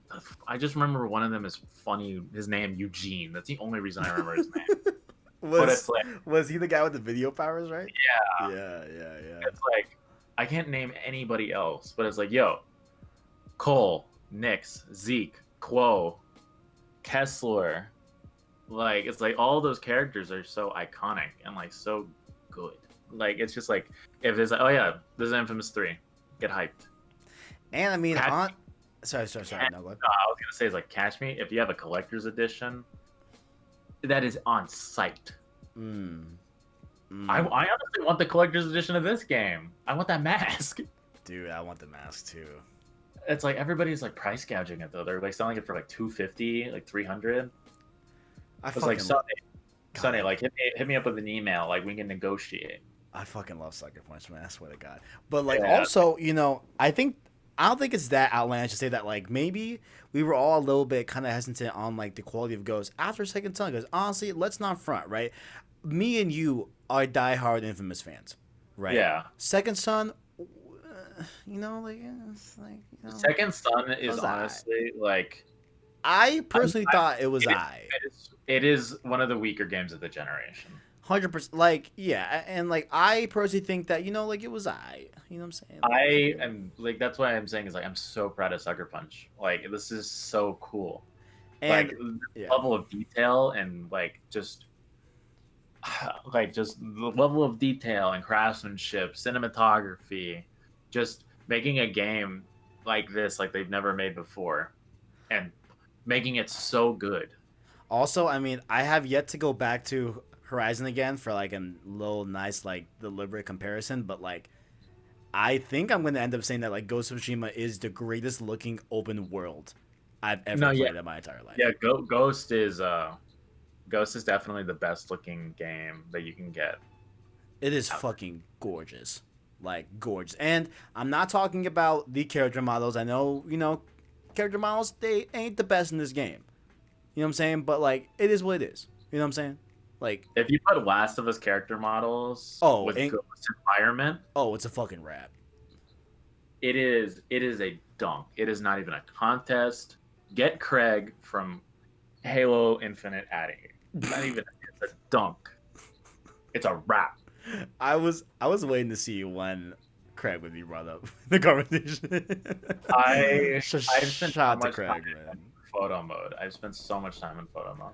So much time. This game made me love photo mode like way more than I ever have, because Spider-Man photo mode was a lot of fun. I had a good time with Spider-Man photo mode, and usually in Spider-Man, I remember talking about it. It's like I am an action shot kind of guy. But Ghost, the action shots, I didn't want to do them. I wanted just nice atmospheric pictures using the vivid colors, and just how much customization you have in photo mode is something that every developer should strive for. So if you want a photo mode, do it like they do it here, because Last of Us 2's photo mode sucked. I don't like it. I never use it. What is crazy too is that like something that I didn't really like see firsthand until this game, honestly, is that like photo mode also is a means to like have the public market your fucking game. Oh yeah, like, it's free publicity, bro. Like, it's you check my Twitter feed, bro. It's all Ghost. That's what I'm saying. Like that first weekend with Ghost, bro, the whole feed was just nothing but Ghost screenshots. It was fucking lit. Like I'm sure it got a lot. Like it even got my girlfriend, who's like kind of into games, like very very chill into games. It's like, hey, can you bring over your PS4 so we can play Ghost together? Yeah, like yo, it's like it's free publicity. I had my older sister ask me, you know, oh, she like saw this screenshot and it looked like super cool, like in the game or whatever. I'm like, oh, like was there like a ton of grass and stuff like that? And like, was it this dude with like an armor and like a sword? And like, she's like, yeah, okay, yeah, that's Ghost of Tsushima. She's like, what the fuck, like it looks fucking crazy. I'm like, yeah, no, it looks fucking. I showed my parents some of the screenshots, like, and they're like. It's like, this is incredible. Like, where is this from? It's like, oh, it's from a video game. Yeah, I didn't get my sister with Ghost. I got my sister with Last of Us Part 2. Yeah. Part 2, I fooled her to thinking it was a real photo. Yeah. So, I got her with that. Not with Ghost, but damn, so fucking good. And I think it's also like, man, I'm so proud of Sucker Punch as well because like, yo, you know, shot the Killzone Shadowfall. They technically were they were the first party game to hit PS4. You know what I'm saying? Like, shot the Killzone, right? But they were second with Second Son. You know what I'm saying? That was in like March of 2014, right? So to essentially start off the PS4 generation and then to end it with this, fuck, man. It is a leap. It is a Superman jump. Such a glow up. Oh, 100%. I'm so proud of them. So proud. I don't know. It's just, I can't wait to see what they do next. I can't wait to see what ideas they do or what they're cooking up.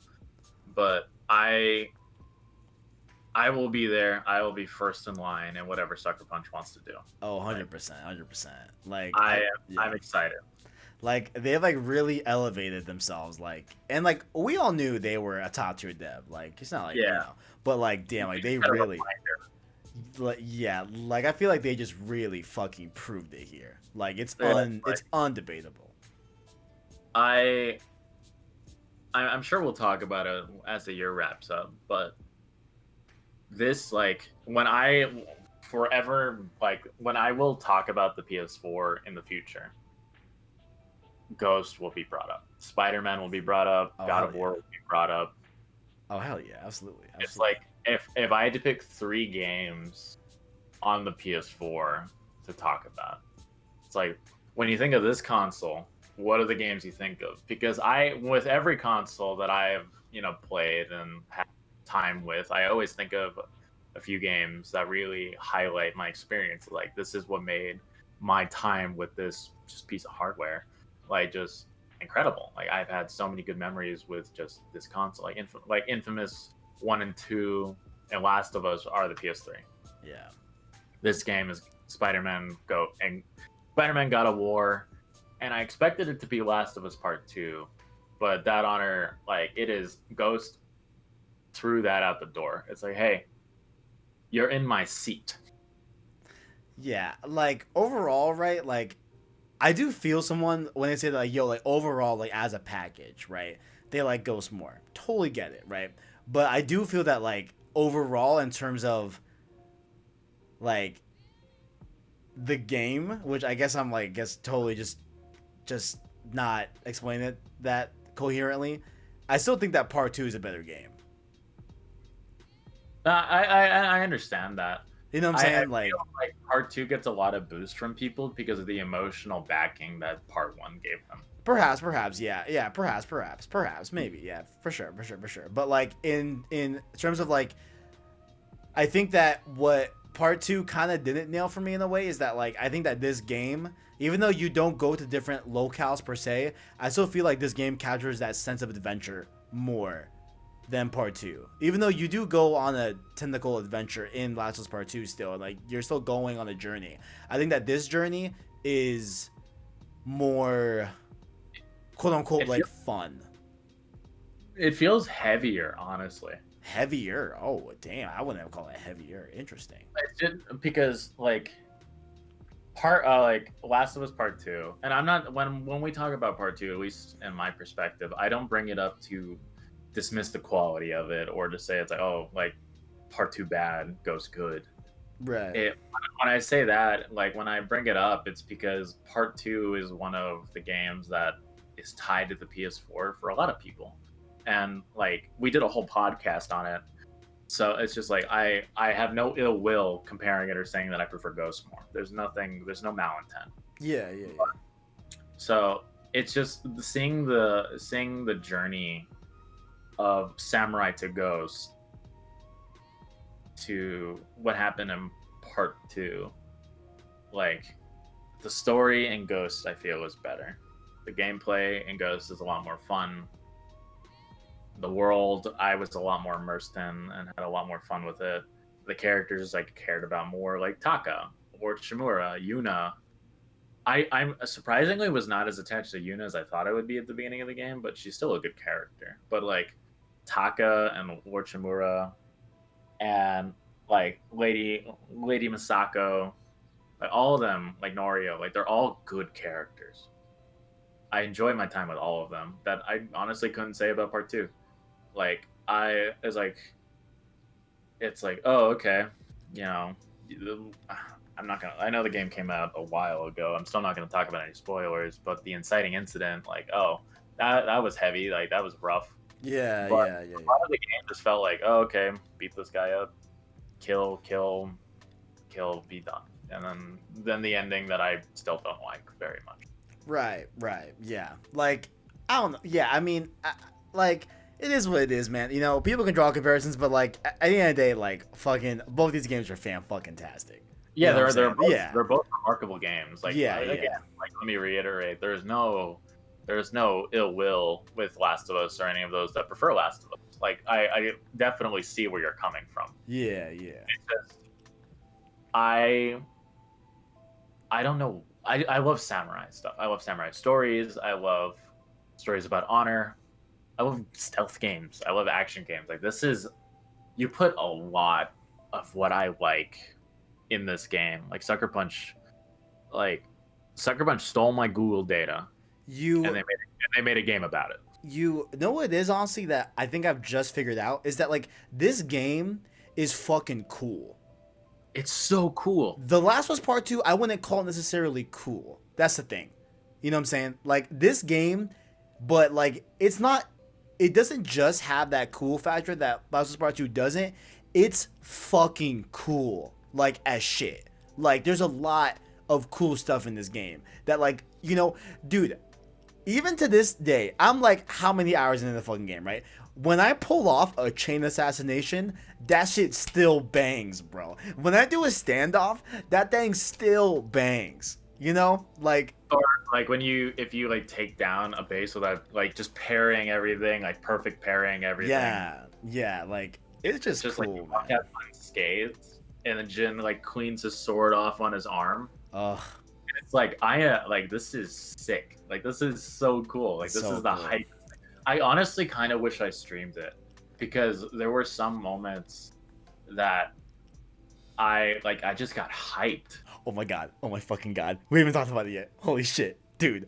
Holy Yeah, shit. yeah, yeah, yeah. I think I know what you're gonna do. Yeah, yeah, yeah, yeah. The At the end of that, motherfucking title card intro. Bro.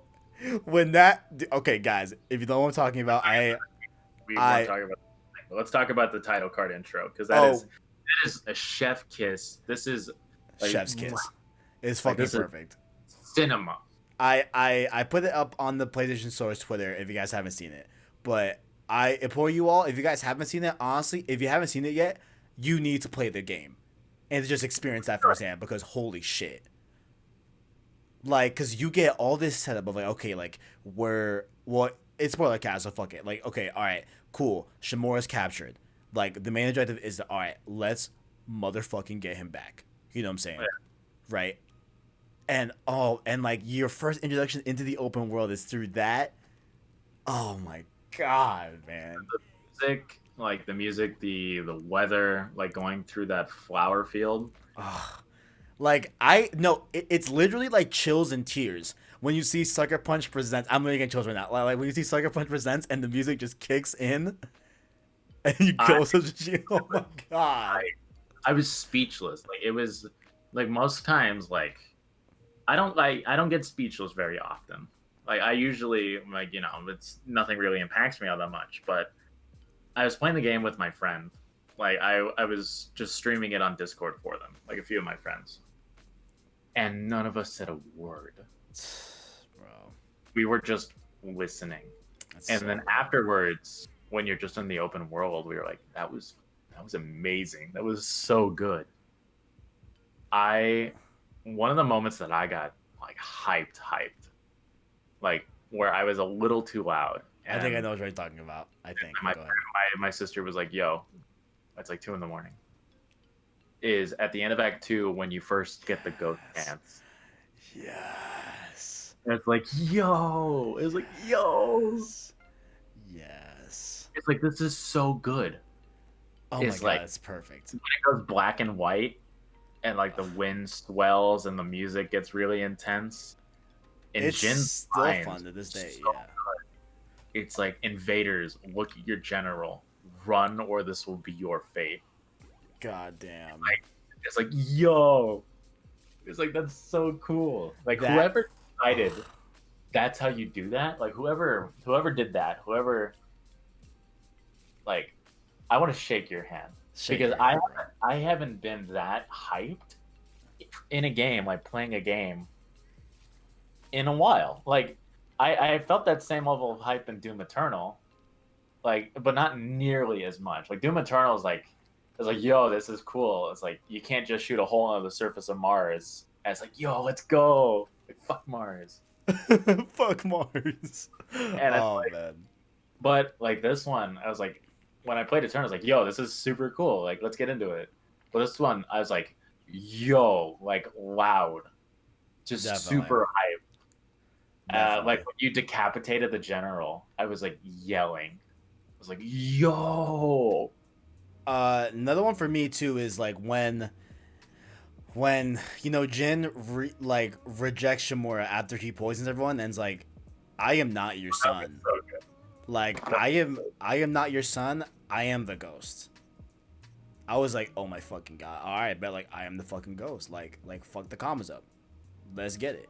You know. So many good stuff. Also, the I think honestly the last fight with the Khan is a really good moment too. I feel like because okay, this is going to be a separate video that I'll make on the channel in probably this upcoming week. But Nate Fox did confirm this. All right. So they knew that the Mongols ended the invasion, and definitely the second one more specifically. But like the first one, you know how Jin says like there's a storm coming, Yeah. right? So in the game's logic, right, the storm is coming, which makes all the Mongol ships dock in one port, which is why Jin chose to attack that port when the storm was coming in, because he knew that they were gonna dock, right? Because if they had it, then their ships would just go fucking everywhere and just be loosey goosey in the open water, right? So that's why Jin chose to strike when the storm was kicking up and about to play out, right? But the reason as to why the Shogun and why it becomes history that the Mongols ended up dying and their whole fleet ended up being wiped out because of the storm was because Jin did it. Someone that defied the Bushido code and the Shogun's rule. So they didn't want word to get out that this one man that defied the Bushido code, this one samurai that defied the code, did this. He wanted to make sure that, all right, like, we were able to overcome the Mongols with our samurai tactics, and because of this divine wind, this kamikaze, this big storm, this also assisted us in defeating the Mongols and made it clear that we will ever be divinely protected by gods. Yeah.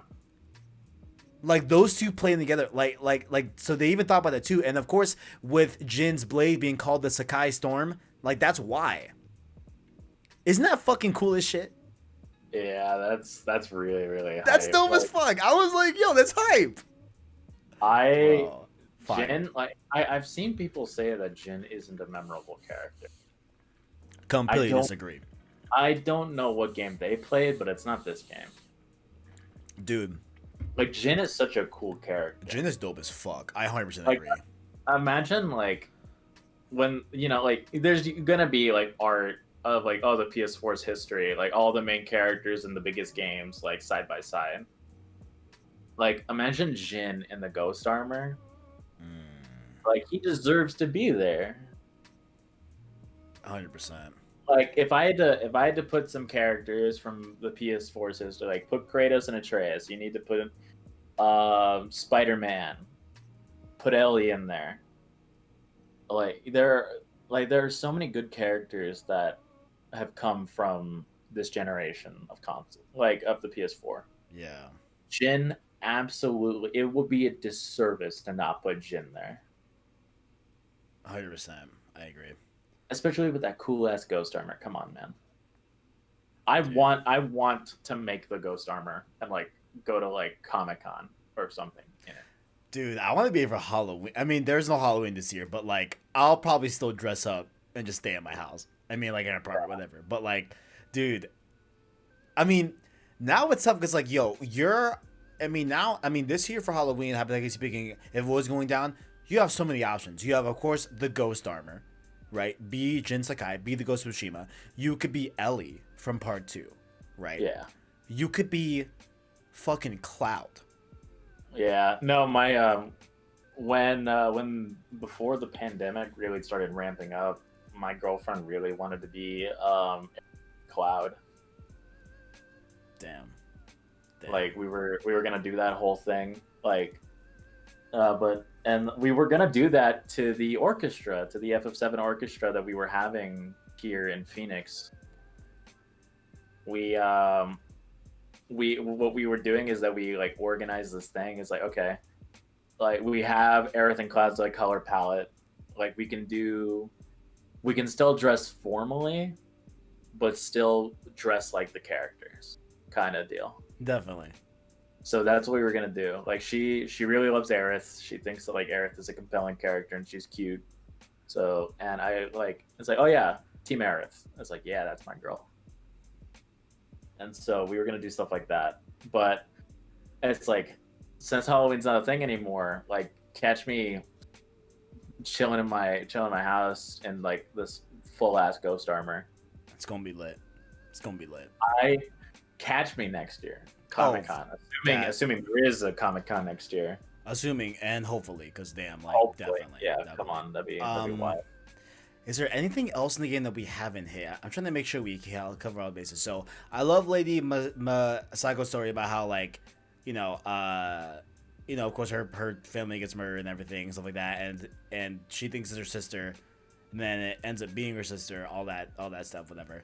I love how Masako turned on Jin for a little bit, and then Jin, all he has to say is like, "Don't you ever try to kill me again." Yeah, because Jin completely like stomped her in the duel. It was fire. State of play. Yeah, no, absolutely, 100%. Like she got one hit on the ghost. That's it. That's a wrap. I agree. But he like threw her over his shoulder and like he's like, yeah, I could kill you right now, but I'm choosing to trust you. Fire. Like you are alive because I decided it. I deem it so. Yes. Yeah. Definitely. It's like if you do it again, it's over. Definitely.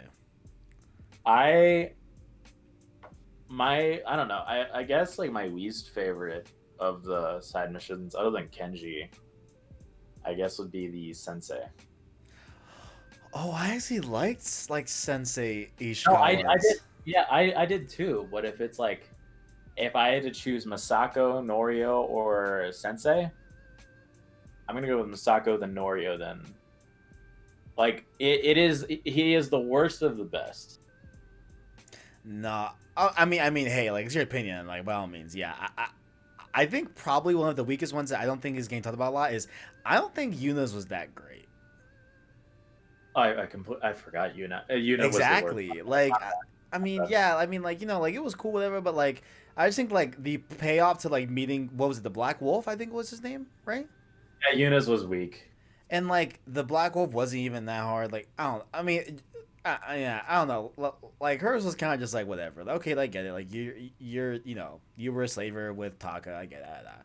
Like I guess there's a cool backstory there. But overall, I think definitely the top two ones in my eyes are definitely Masako, definitely Norio.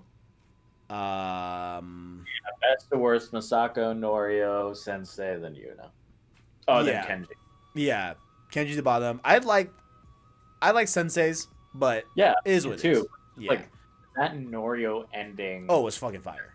It was Sensei the Norio, but that ending just made it like so cool. And like Norio's like you could see him kind of deteriorate throughout his side missions. Like peaceful monk to like when the temple gets destroyed and ransacked. Yeah. It's like, it's fine, we can rebuild. And at the end, is like, I will slaughter them all, and Yeah. I will watch them scream for mercy and find none. Yeah, no, you're right, because he literally goes from like, hey, Jin, like, I can't leave this temple. Like, I will defend this temple till I fucking die. You know what I'm saying? Like I will defend this temple on everything, right? And even though in that same mission he does end up leaving and helping you, and stuff like that. And like I loved how the statue gets stolen of the Buddha, and they go out and get it back in. Like they were just so cool. And like when it breaks whatever, I love that line that Jin says where like the statue almost means more because it can teach more when it's broken. Yeah. Like, oh, there's so many good things in this. So good, so good, so good, so good. Yeah, I don't. But all right, who's your favorite character? Other than Jin, Yeah. Let's exclude Jin. Who's your favorite character overall? I really, really enjoyed Lord Shimura. Like Right? I Yeah. like the contrast. I love it. I love it. I love it. I might be reading too much into it, but in their final fight, We forgot a character tale, but go ahead. um, you remember in their final fight when they walk on opposite sides of the of under the tree? Yeah. Jin walks towards the white, Lord Shimura walks towards the red, Uh-huh. and it's just like it felt very, I don't know, I felt like that was intentional. Like No, it was oh, cut 100%. almost cut down the middle like yin and yang, Yeah. Yeah. and it's just like those two went on their respective sides. I agree. And Yeah. it's like it was very, and those are the two colors you get if you kill or spare him. You get white and red. Oh shit. Damn, you right. You right. You get to choose one. It's either you pick the righteous punishment, or I forgot what the red one was called. You yeah. Righteous Punishment was the way I forgot where this. I don't know. Yeah, but it was very, very like, it's just, it's so good. Lord Shimura is really good. I really enjoyed like Taka. Yeah. Taco was the homie. Yeah. Definitely. Dude, Norio was cool. Well, which character tale did we forget? we forgot Yuriko. Yuriko reminded me of my mom, and it made me really sad. Dude, that one was so fucking heartbreaking, bro. When like she slowly starts to, and then eventually at the end of the second quest, that she thinks that she's talking to Jin's father. Yeah. And it's really cool how like that's how it's revealed to Jin and to us that like, oh, they were more than just, you know, the, I guess like maid, if you will, of the Sakai estate, you know, after Jin's mom died. You know what I'm saying? Like they had a romantic thing going. Yeah, like they were at least very close. Yeah. Well, like, so I know his answer because Nate Fox was on Kind of Funny Spoilercast, and like he did confirm that like that was the intention, that like, yeah, like that Jin's dad, I forgot his name off the top of my head. It's like some with a K, I forgot. But Jin's dad and Yuriko did have a romantic thing going on. Like it's like more than implied. The implication is meant to be like, yeah, like this is what was going down, you know? And for Yuriko to like essentially have, I guess, Alzheimer's, kind of, sort of, or like, Yeah, like some sort of mental deterioration. I thought it was like dementia or something like that. Yeah, maybe it's dementia, yeah, whatever it is. But like she literally went to the point of like she was thinking that Jin was Jin's dad, and that was just so fucking hard. And I can't believe she died right there. Yeah, just that fucking hurt. It was very peaceful. Yeah, definitely. Which is a fate that not many others got during the invasion. Yeah, I think Yuriko's for me was a really, really strong tale. Like that one for me is definitely up there for sure. That one definitely hurt a lot. Yeah, Yuriko's is also like I said, like how sassy she was with Jin, just reminded me of my mom. Yeah, but it's because it's just like, oh, like Jin will do something. It's like, oh no, you're not. It's like, okay. Or it's like I don't know, you shouldn't do it. It's like, it's fine, Mom. I got it. I know what I'm doing. Yeah. And so it's just it's so good. Like this game just has so much in it. So good. So good, man. So good. Okay, I'm trying to think about the whole game cuz I have to assume that we are going to forget to bring up something and we'll just bring it up next week when we go over our bets, you know what I'm saying? Yeah. But I think I think I think I've said everything I had to say about this game, I think. Do you have anything It, that you can think off the top of your head that you forgot to mention? um I know number scores are arbitrary, Right. but if you had to give it a number score. Oh, this is like a 9 or a 9.5. No, Yeah. okay. I think that this is a 9. I think for me I overall it's a 9. it is at its weakest a 9. Yeah. Oh, damn. I feel you. Like it is very it's like a 93 out of 100 for me. Yeah, I could definitely see it in between 90 and like 95. 95. Yeah, yeah. Yeah. Which, like, who would thought? Because, like, I totally, and the score ended up reflecting this prediction, but, like, I just thought that it was going to be, a upper 80 game, Yeah, or like 80, a 85. or somewhere in the 80s range. Yeah, yeah, yeah. But at the end of the day, like, if I had to rate this game, it would definitely be like in the 90s, and like I didn't really anticipate that. Yeah, 90, 93, 90 to Yeah, 93 is definitely where I'm comfortable putting it. Like yeah, it is remarkable. Like yeah, Final Fantasy 7 only beats it by like 2 points. yeah. I agree. If FF7 side quests were a little better, then it would be a 10 out of 10. Yeah, But those side quests are really rough. I feel that. I feel that. But it's just I don't know. I love this game. I will always remember and cherish this game. I swear to God, as soon as I see that collector's edition at its normal price, it's an instant cop. Dude, I just can't wait to be watching a state of play or watching hopefully like a PlayStation conference or whatever, and we see Jin again. Let's fucking go. Let's go. Yo, the hype. But Imagine on the PS5 hardware. oh my god, let's fucking get it, bro. Let's go. I can't wait to see like where this goes. I mean, obviously the Mongols invade Tsushima again, but like, man, I want to see like, cause there's no way they're gonna make the second game take place in the same map. Like, it's the same island. You know what I'm saying? Like, I wonder what they're gonna do next. Like, I really think that she's gonna go after the Shogun and just go to mainland Japan, and we're gonna see that. And then maybe we're gonna try to stop the second Mongol invasion from like a boat's perspective, and like maybe we're like doing something like that. You know what I'm saying?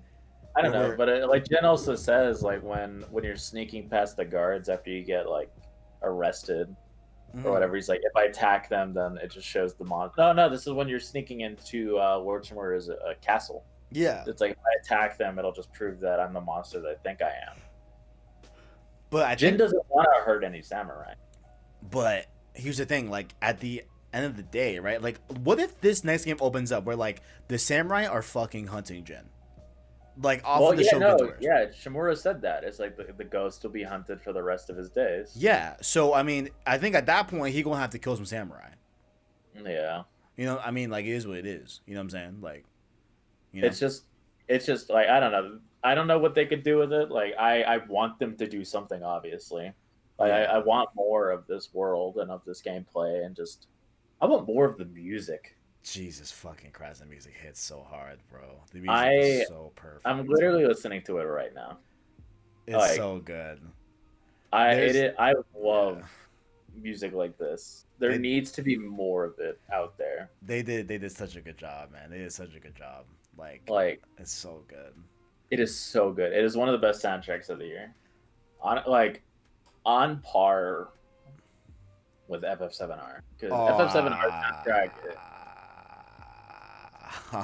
That's a statement. On par, I dug FF7R. They're different kinds of music, but I would like both are like when I judge a soundtrack, it's like how often or like can I listen to this and not be bored of it? Like how often is like I just really dig listening to all this.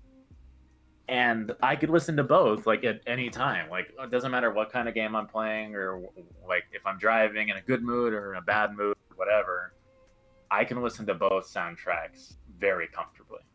Right. And I could listen to them on repeat because I have playlists that is like, okay, this is my gaming playlist or this is my study playlist or whatever.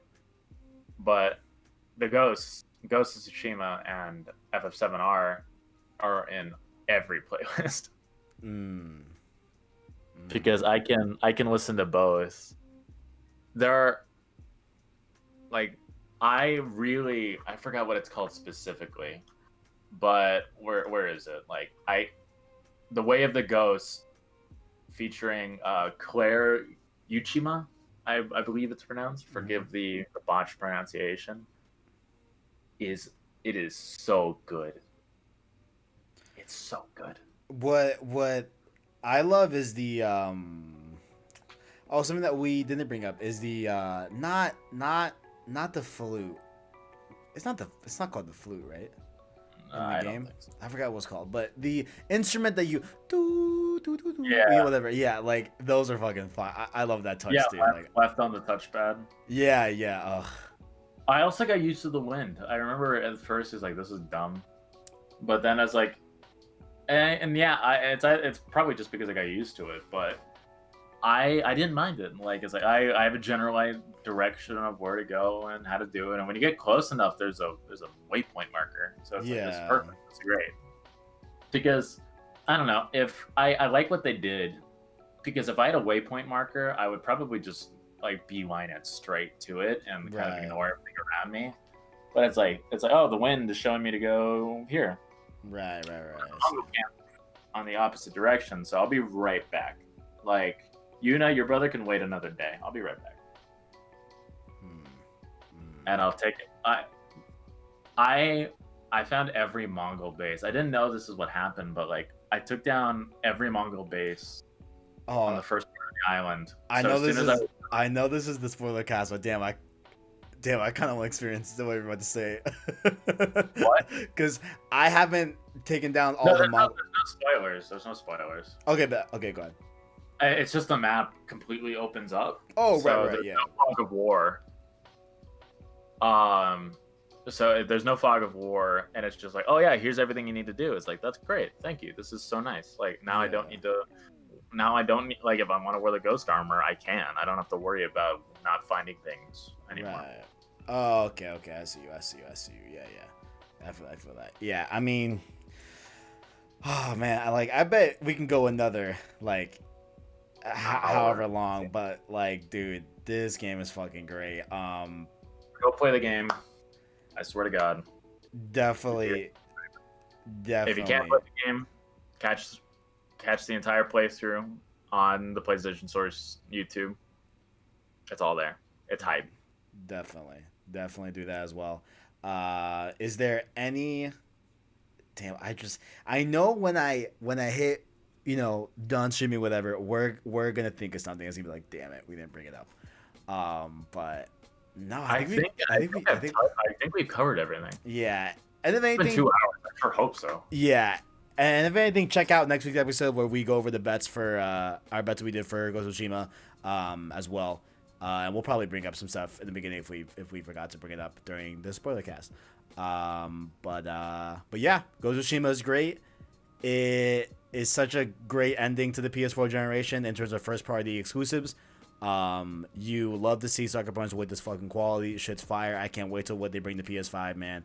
It's fucking lit. Ghost of Tsushima's fucking flame. Definitely go play that shit. For me, in my eyes, it's a game of the year contender 100%.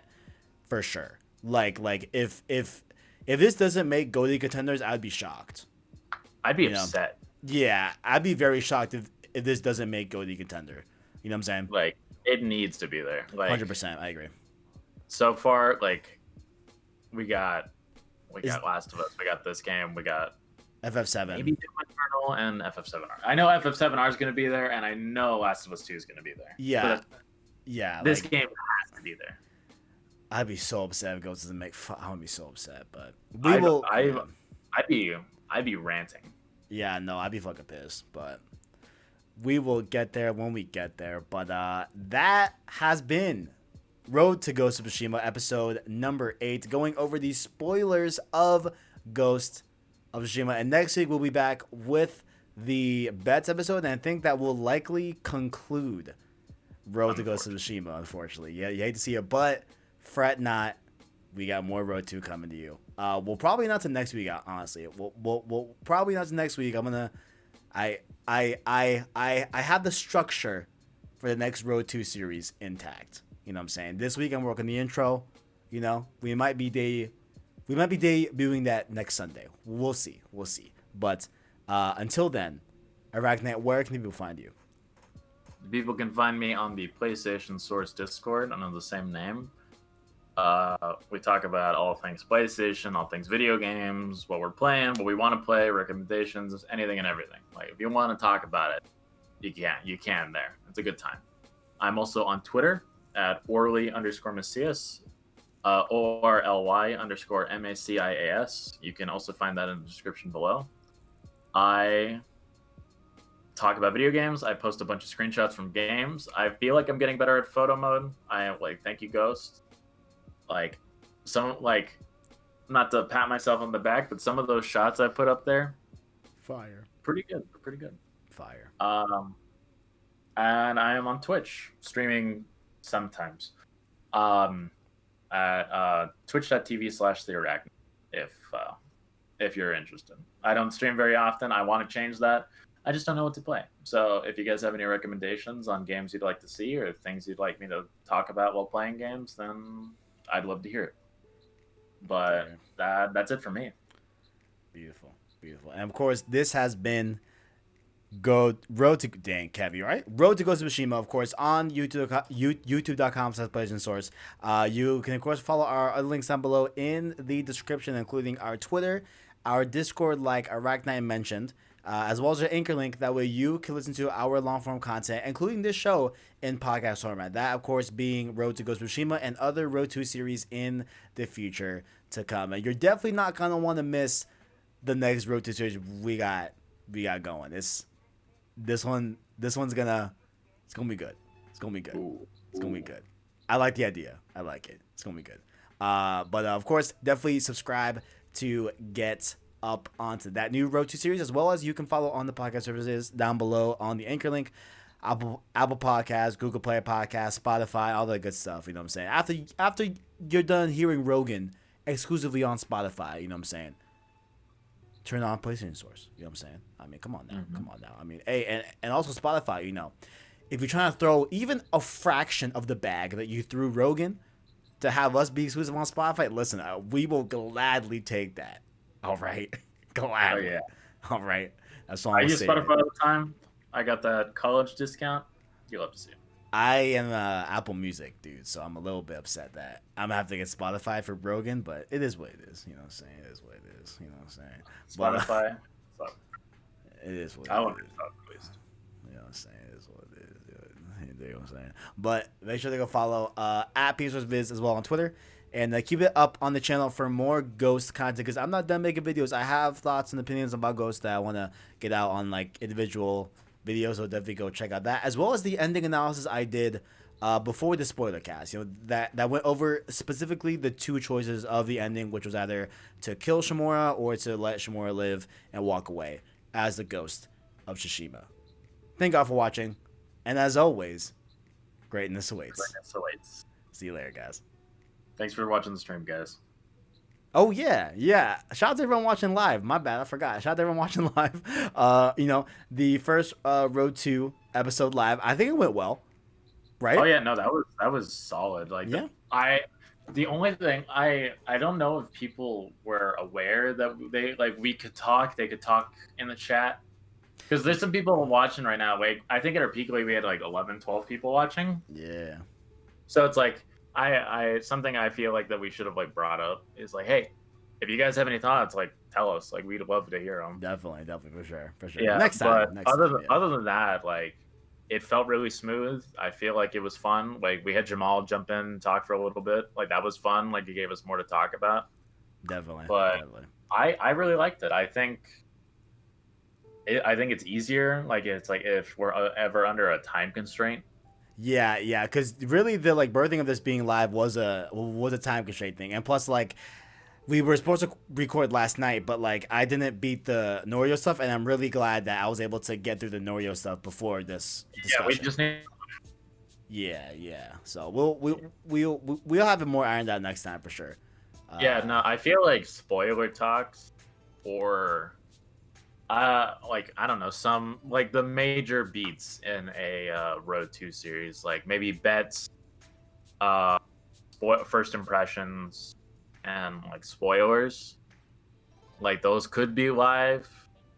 That could be Like interesting. Yeah. yeah, because like bets, like hey, if you guys like want to jump in the bets, or if you guys have any questions you want to talk to us about, like anything that you like that we may not like, or vice versa, like talk to us about it. So like we can like talk about it as a community. But like I feel like the live format's fun. Like I think that's a good way to interact with everybody in the audience, because not everybody voices their opinions in the comments or in the Discord. So maybe this will be a way for people to be more comfortable, like so we can respond to them directly. Yep. Yeah. I think definitely, like we said, the bets episode could be fucking dope if we did that live, because like the bets are just fun as hell. You know what I'm saying? Yeah, the bets would be a lot of fun. I think first impressions or spoilers, like those three, would be a good thing to do live to like talk to people about it. Yeah, definitely. But we will of course, iron it out. You know what I'm saying? We'll see what comes of live Road 2 episodes in the future. But thank God for rocking out with us on this nice Sunday night. You know what I'm saying? I'm probably gonna go watch the Suns. I think the game's still going on. Hey Siri. Oh, sorry. Hey Siri. Hey Siri. She doesn't want to talk to me while I'm podcasting, man. Fuck. It's crazy. It's crazy. I was gonna check the Sun score, but I will check it when we are done streaming. So thank God for watching. Much love, guys. Show the support, like, all that good stuff. Links below in the description. Check out my boy ArachKnight as well down below in the description. Ooh, actually, I should put that. It will be on the description in the VOD version. I forgot to put it while we're streaming, but it's all good. That'll be fixed right now. Thank God for watching, and as always, greatness awaits. Greatness awaits.